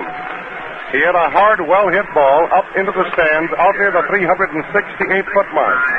The other man who showed the Yankee power for the first time this afternoon was DiMaggio. He got no hits yesterday. He got a single in the second inning and came in and scored on that play on which Gordon hit a slow ball, and Jurgis and Hack both charged it. It rolled between them, and they hit each other and knocked each other down. That's how they got 2 of their runs. Then, of course, DiMaggio got a home run of a man aboard in the 9th inning. Dizzy Dean went out there with an arm that hurt him like a toothache, and you've got to give him credit for being a great soldier going up against the power attack of the Yankees. It took them 8 innings to finally really get to him. And that was in the 8th and the 9th when they really got him down. The Yankees won by a score of 6-3 in a ball game that was hard fought and well played all the way through. Some sparkling infield play, some sparkling outfield work. Rossetti, as I told you, tried very hard to get that ball out in left field, and 3 times Reynolds robbed him of hits by catches out in the left field corner. But that 1-1 that he got, that one terrific wallop over the fence, made him, of course, the hero for the Yankees.